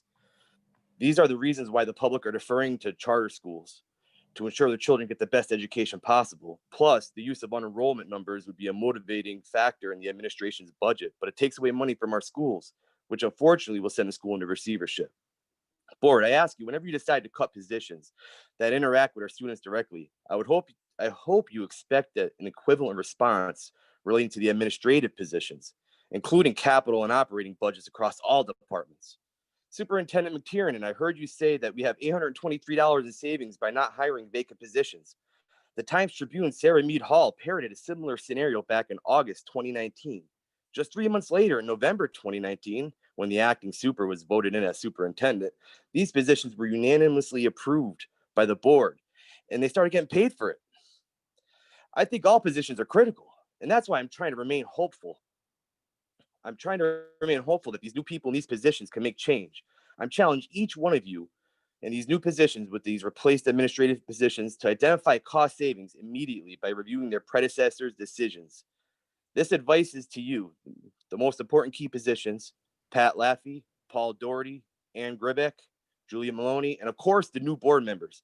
I challenge each of you to brag about how much money you found that we were overpaying for services and how much money you could save the citizens each month at these board meetings. And how we could use those savings to benefit our children. Please don't follow, and especially you new board members, this is how we usually do it. We've always done it this way, or this is the norm. By questioning and challenging all costs, I hope you find substantial savings to earn back the public trust, which is what your predecessors neglected. I hope you fight corruption, especially in the biggest budget areas of operations, technology, and construction, in these big upcoming capital and operation budgets. Stop with these professional services spending by using the frames we've always used this vendor. Board, especially the new members elected at the end of 2019, I challenge you to expect results from your solicitor, your administrators, and directors. The vote hasn't happened yet. Sunshine laws prevent you from discussing your vote with other board members prior to this. Hopefully this helps you make a decision which makes corruption harder for the wolves amongst you sheep. Please stop cutting things so quickly that took decades to develop.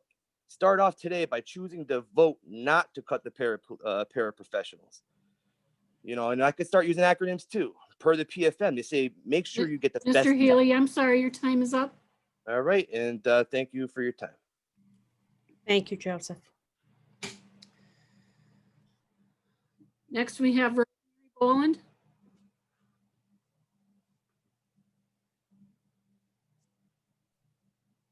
Good evening, Jenny. Hi, we can hear you. Good. First, I want to thank everybody who has spoken on behalf of our paraprofessionals this evening. I, like all of my colleagues in the union, worked with paraprofessionals while I was in classroom at Whittier Elementary School. And I cannot tell you the friendships I have gained as a result of that relationship between me, the teacher, and my para. And I know what they do. I know how hard they work, and I know how pathetic their wages are. I also would like to calm them a little bit by saying, yes, you do get insurance for the first month, which would put it towards the end of September. And so I hope that helps a little bit. But your union will not fail you. We will work with you starting tomorrow morning as soon as we hear this vote tonight. Like you, I believe the vote's a foregone conclusion. I don't think it has anything to do with how wonderfully you serve our children in this district, how wonderfully you serve alongside of the teachers in their classrooms. I know what you do. You know what you do. We all appreciate what you do. I don't know that the board of school directors had a clue until tonight what you actually do for a living, but they do now, and so does the public. The parents already did know, but you are vitally important to the educational process that we call the Scranton School District. And just a few minutes ago, well, maybe more than that now, I heard one of our directors say, no labor relations. I don't know if that was a slip of the tongue. I don't know if it was meant to be insulting, but you definitely have labor relations in the Scranton School District. You have two of the strongest unions in the state. the American Federation of Teachers and the SEIU Union are represented in this district. If you think that's not labor relations, you better go buy a book on what labor relations are all about. And you do have you have actually 3 collective bargaining agreements in this district with us. And so when you say to the community, there's no labor relations, I guess you don't know that you've been taken to grievance arbitration. I guess you don't know that you have 2 grievance arbitrations coming up within the next few weeks. I guess you don't know that we filed grievance upon grievance upon grievance, and the district keeps making the same mistakes over and over again. And don't worry about it, because it cost you money, and it cost you a lot of money for making the same mistakes repeatedly. You know, Mr. Rowdy once said to me, you should take your grievances first to the superintendent. Why? Then you should take it to the school board. Why? I go straight to grievance arbitration for the very reason all of the teachers and everyone else talked to you tonight, because you're going to say no to the paraprofessionals tonight. And that's what you said to the last grievances we brought before you. And so we kicked them over to grievance arbitration. And you know what that means? That means you pay lawyers to fight for you, and the taxpayers pay the bill. And that's unfortunate. But when people make the same mistakes over and over again, there can only be one conclusion reached. And Einstein expressed that quite well. So for all of my paras and for everybody here, we did have one bit of good news today. One bit of good news today. I received an email today telling me that a chapter of the NAACP will be here in Scranton. And I think that's welcome news, especially for our minority community whom we represent. I think probably this board forgot tonight that we have 82% and above poverty in our district, and in some of our schools, 97% poverty, and you're dismissing tonight the very people who work among the poorest of the poor. And this is indeed a tragedy that you're willing to commit in the name of something called a few pennies. These people don't make $141,000. They don't make $150,000. They don't get a 2.5% raise plus annuities. They don't get any of that stuff. They make between $16,000 and $29,000 a year for the work they do and for the good they do. The shame is that now tomorrow we have to kick into gear, and I have to do what I have to do, and Luann Heenan has to do what she has to do with her union. And that is, we will fight for the collective bargaining agreement that represents our members, the paraprofessionals in the Scranton School District. The shame is not on them. The shame is on the district for not recognizing the need these people fill on our day-to-day operations in this district. And everybody who spoke tonight didn't double speak. You better believe it, you're overstaffed with administration. And when you tell me in a statement that you haven't filled positions, that's not what the law says. It doesn't say you count people that haven't been hired yet. You have to count the people who are hired. Get rid of some of those. Why is it always the 1147 union that's getting punished? Why is it my members who lost 100 teachers and now 130 paraprofessionals? Why aren't you sharing the wealth? Do your homework, board. You're not doing very well with this tonight. Thank you very much for your time, and we'll see you at arbitration. Thank you, Rosemary. Ms. Bolin, if I may, I meant no disrespect to you or your union when I said that I was reading what was in front of me. But as always, you can call or email me if there's any updates on your activities. Thank you. I would be thrilled to do that, Director Cruz. I just thought as a school director, people were keeping you informed. That's a bad thing that you're not being kept informed. Sarah, thank you for clarifying what was on the agenda. You're welcome. Thank you. Next, we have Courtney Blaney. Hi, can you hear me? We can hear you. Good evening, everyone. Thank you for giving me the opportunity to speak tonight. My name is Courtney Blaney, and I am about to begin my 11th year as a special education teacher at Scranton High School. As a special education teacher, I have worked very closely with the paraprofessionals at my school, and I currently work with an exceptional paraprofessional, Jackie Munley, in my classroom. My students consider her one of their teachers. I cannot begin to explain how vital each para is to the success of the students they serve. Students with disabilities are those who need additional instruction, require extra attention in order to help them understand the lesson. Many times, the duties of a paraprofessional go beyond the classroom work. Some also help with the students' physical needs, like feeding, cleaning, or helping students transition from one place in the school to another. They also help a great deal with any behavioral problems the students might have. Having a certified, enthusiastic, patient, well-prepared paraprofessionals, such as the exceptional paraprofessionals that we currently have working in the Scranton School District, can make an enormous difference in the efficiency of a student's classroom and also in the implementation of a student's IEP. I ask, does anyone want our students to fall even further behind during a global pandemic? When students, teachers, families, and the community embrace paraprofessionals as key members of the educational team, everyone benefits. If paras are removed, the students are the ones to suffer. I ask you all to consider why we would want to take more away from our students. The pandemic and the fiscal state of the Scranton School District is not the paraprofessionals' fault or the students' fault. They and their families should not be the ones to bear the burden at such a difficult time in our country. They deserve better. In closing, I strongly encourage all of you to vote no to furloughing our paraprofessionals. Thank you. Thank you, Courtney. Next, we have Lawrence Barakaya.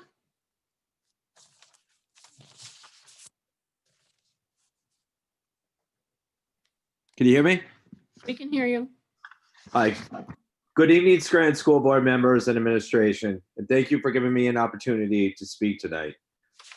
My name is Lawrence Barakai. I'm a life skills teacher at Francis Willard Elementary School, and I feel it is necessary to speak on the behalf of the paraprofessionals of the Scranton School District, especially Mrs. Margaret Flynn, the paraprofessional in my life skills classroom. Para comes from the Greek prefix meaning side by side. And since the day I started at the Scranton School District, Peggy has been both by my side and by the side of my special needs students. Any special education teacher will tell you that it requires a team to work with our students, a team to provide the patience and individualized attention that each of these students require and deserve.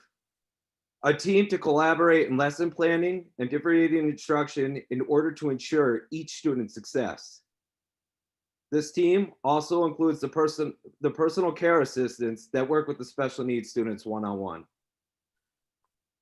Our life skills students have been struggling with at-home learning for obvious reasons. The same group of students is continuing this fall. My paraprofessional Peggy knows these students and have participated in our Google Meets last session. Our students would light up when they saw her. They loved her. Together, we provided our students with extra positive reinforcement that they require. Our students at this time need this comfort and familiarity now more than ever during this challenging time.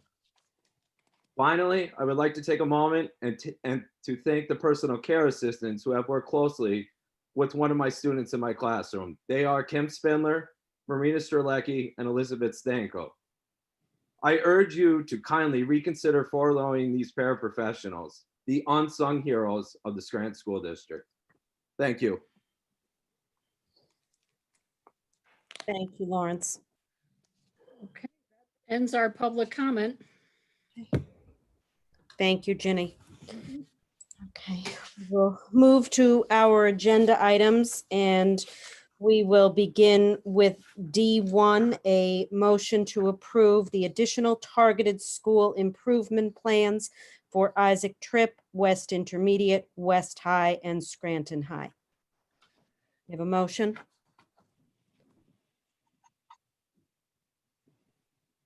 Director Welby, you are muted. Sorry. Motion to approve the AETSI and school-wide Title I plans as mentioned above. Respectfully submitted. May I have a second? I'll second. On the question? I have a question. Do we have any data from last year's plans to this year? What improvements did we see? Were we able to test because of the spring situation? Do we know, if these plans made any impact on our testing scores? We don't have any data to support that. A lot of our schools were identified as ATSI schools for certain groups, for low performance in mathematics and low attendance rates, and all the plans that were put in place obviously got cut very short with the pandemic.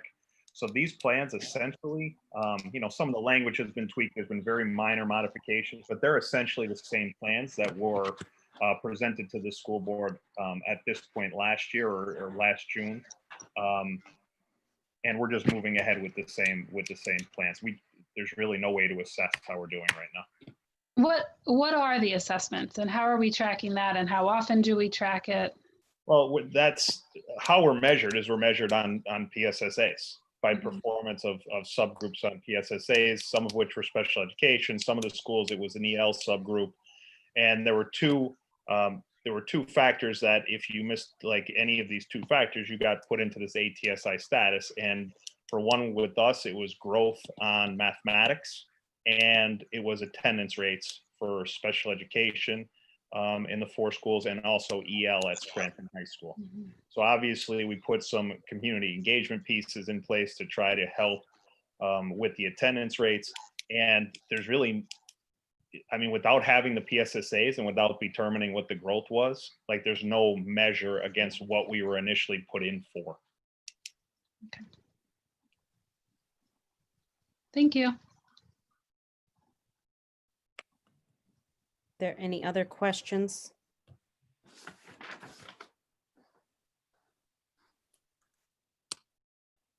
Okay.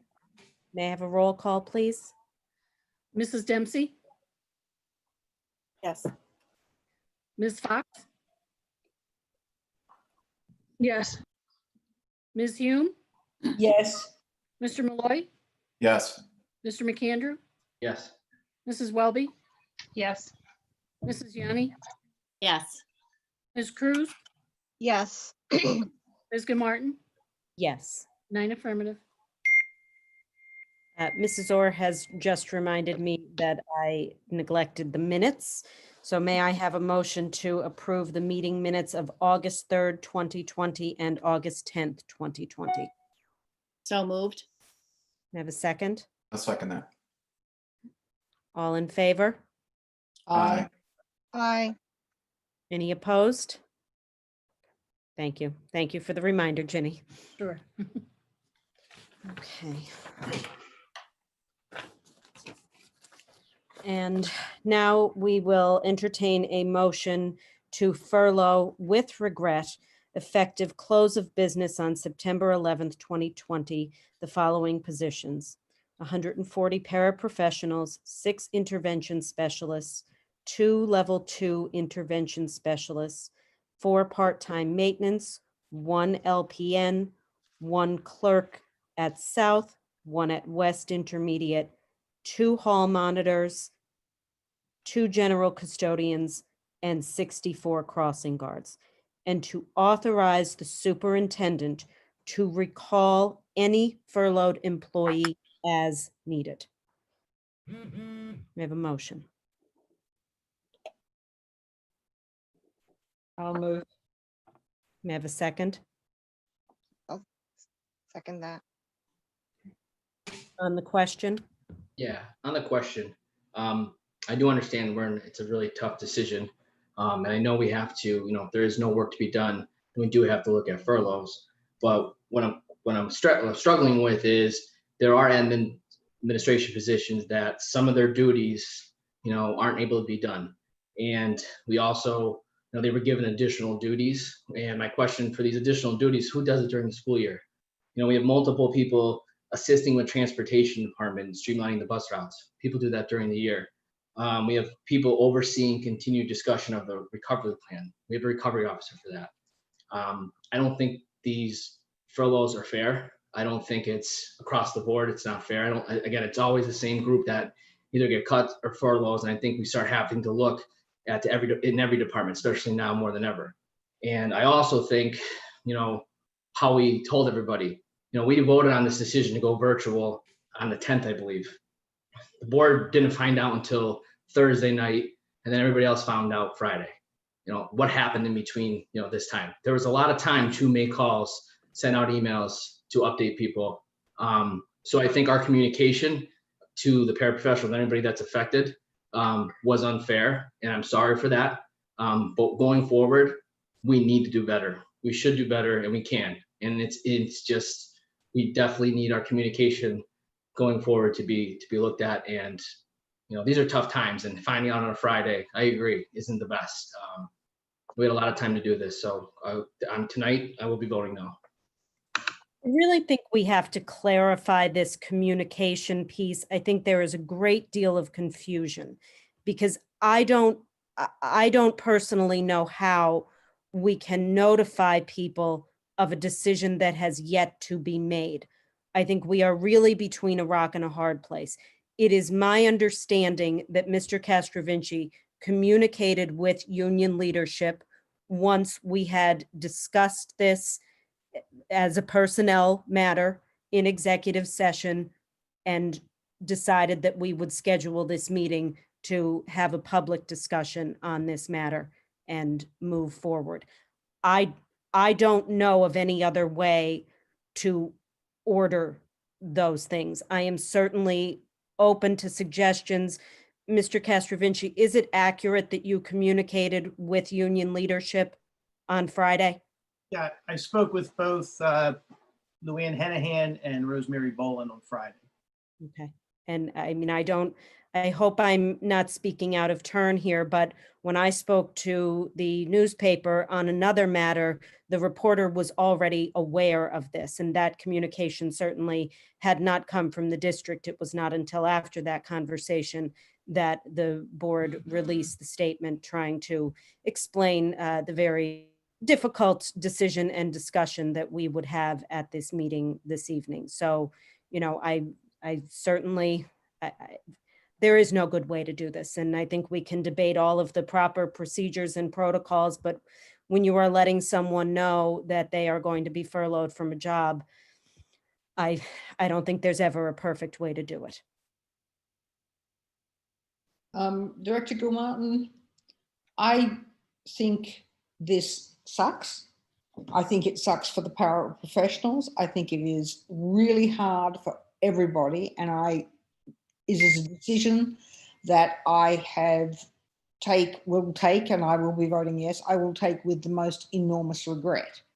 But it is a fact that we cannot continue to look at the cratering in our finances and not take every possible step that we can when there is no work. I hear and I am very moved by, and I totally agree with and appreciate the work that the paraprofessionals do. They are, like everybody, the cogs that keep the wheels that keep the district turning on many levels.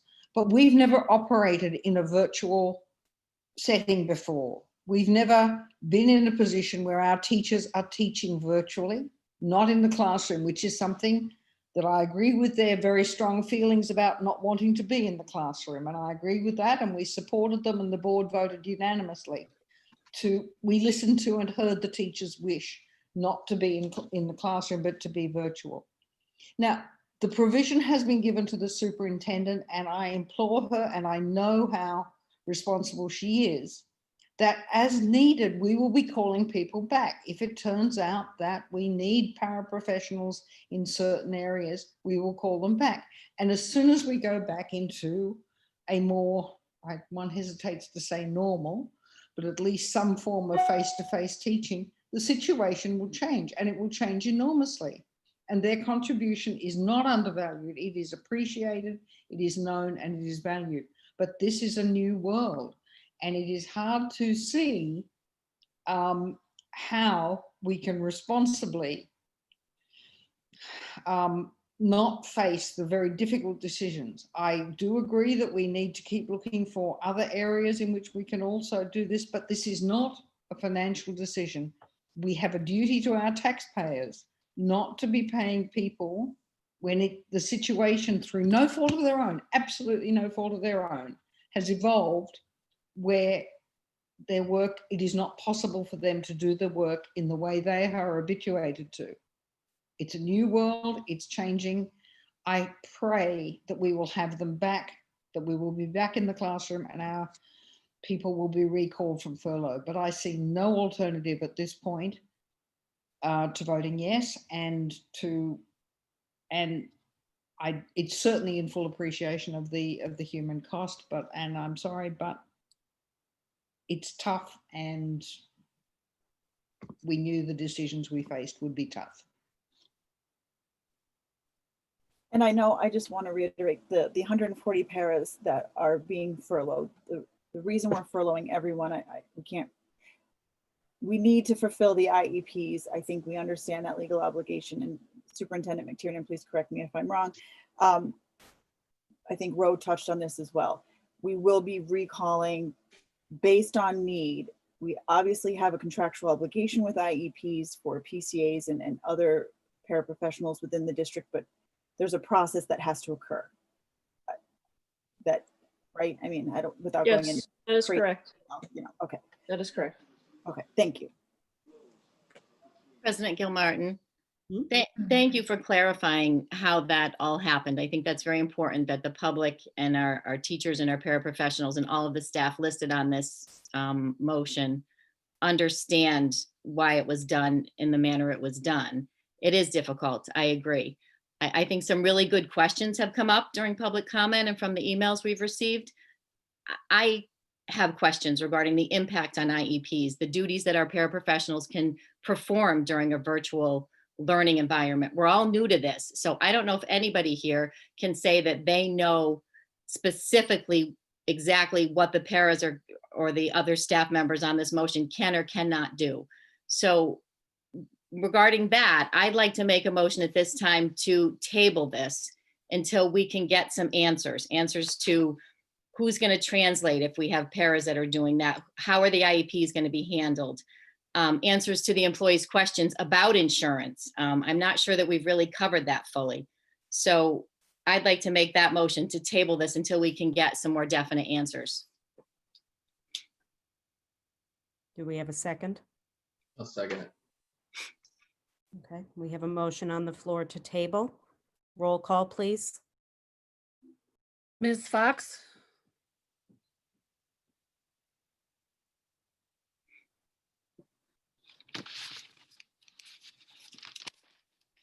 Sorry, mine says I want to unmute.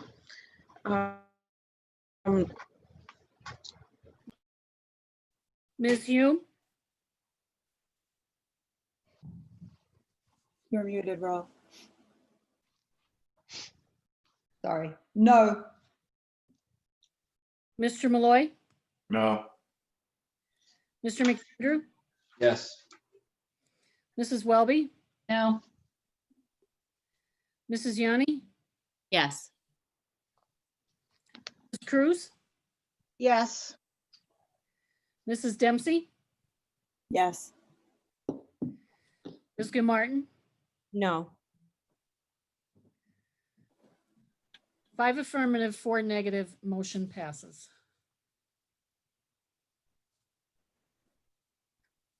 The motion to table passes? Yes. Okay. Well, we will move on to our next agenda item. F2, we will have a motion to approve the personnel report as attached. Katie, am I supposed to read those things? As No, person- you're supposed to make Oh. them say. You Oh, can say, "I okay. so move." I so move, sorry. That's okay. May I have a second? Second. Okay. On the question? Yes, on the question, I'd like to congratulate all the new hires and appointees and thank those who are leaving us for their years of service and dedication to the students of the Scranton School District. Thank you. Thank you. Okay, roll call, please. Ms. Hume, Yes. Mr. Malloy, Yes. Mr. McAndrew, Yes. Mrs. Welby, Yes. Mrs. Yanni, Yes. Ms. Cruz, Yes. Mrs. Dempsey, Yes. Ms. Fox, Yes. Ms. Good Martin, Yes. 9 affirmative. H1, we will have a motion to approve the Center for the MySIL agreement as indicated above. That's my motion, I think, right? Yes. I so move.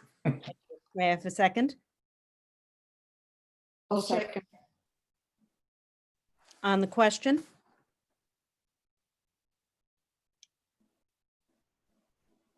Roll call, please, Mrs. Orr? Mr. Malloy, Yes. Mr. McAndrew, Yes.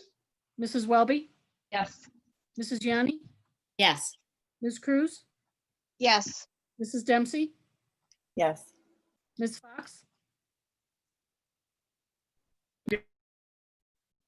Ms. Fox, Yes. Ms. Hume, Yes. Ms. Good Martin, Yes. 9 affirmative. Okay. Thank you very much, everyone. May I have a motion to adjourn? I'll make that motion. Seconded. All in favor? Aye. Aye. Night. Motion carries. Thank you, everybody.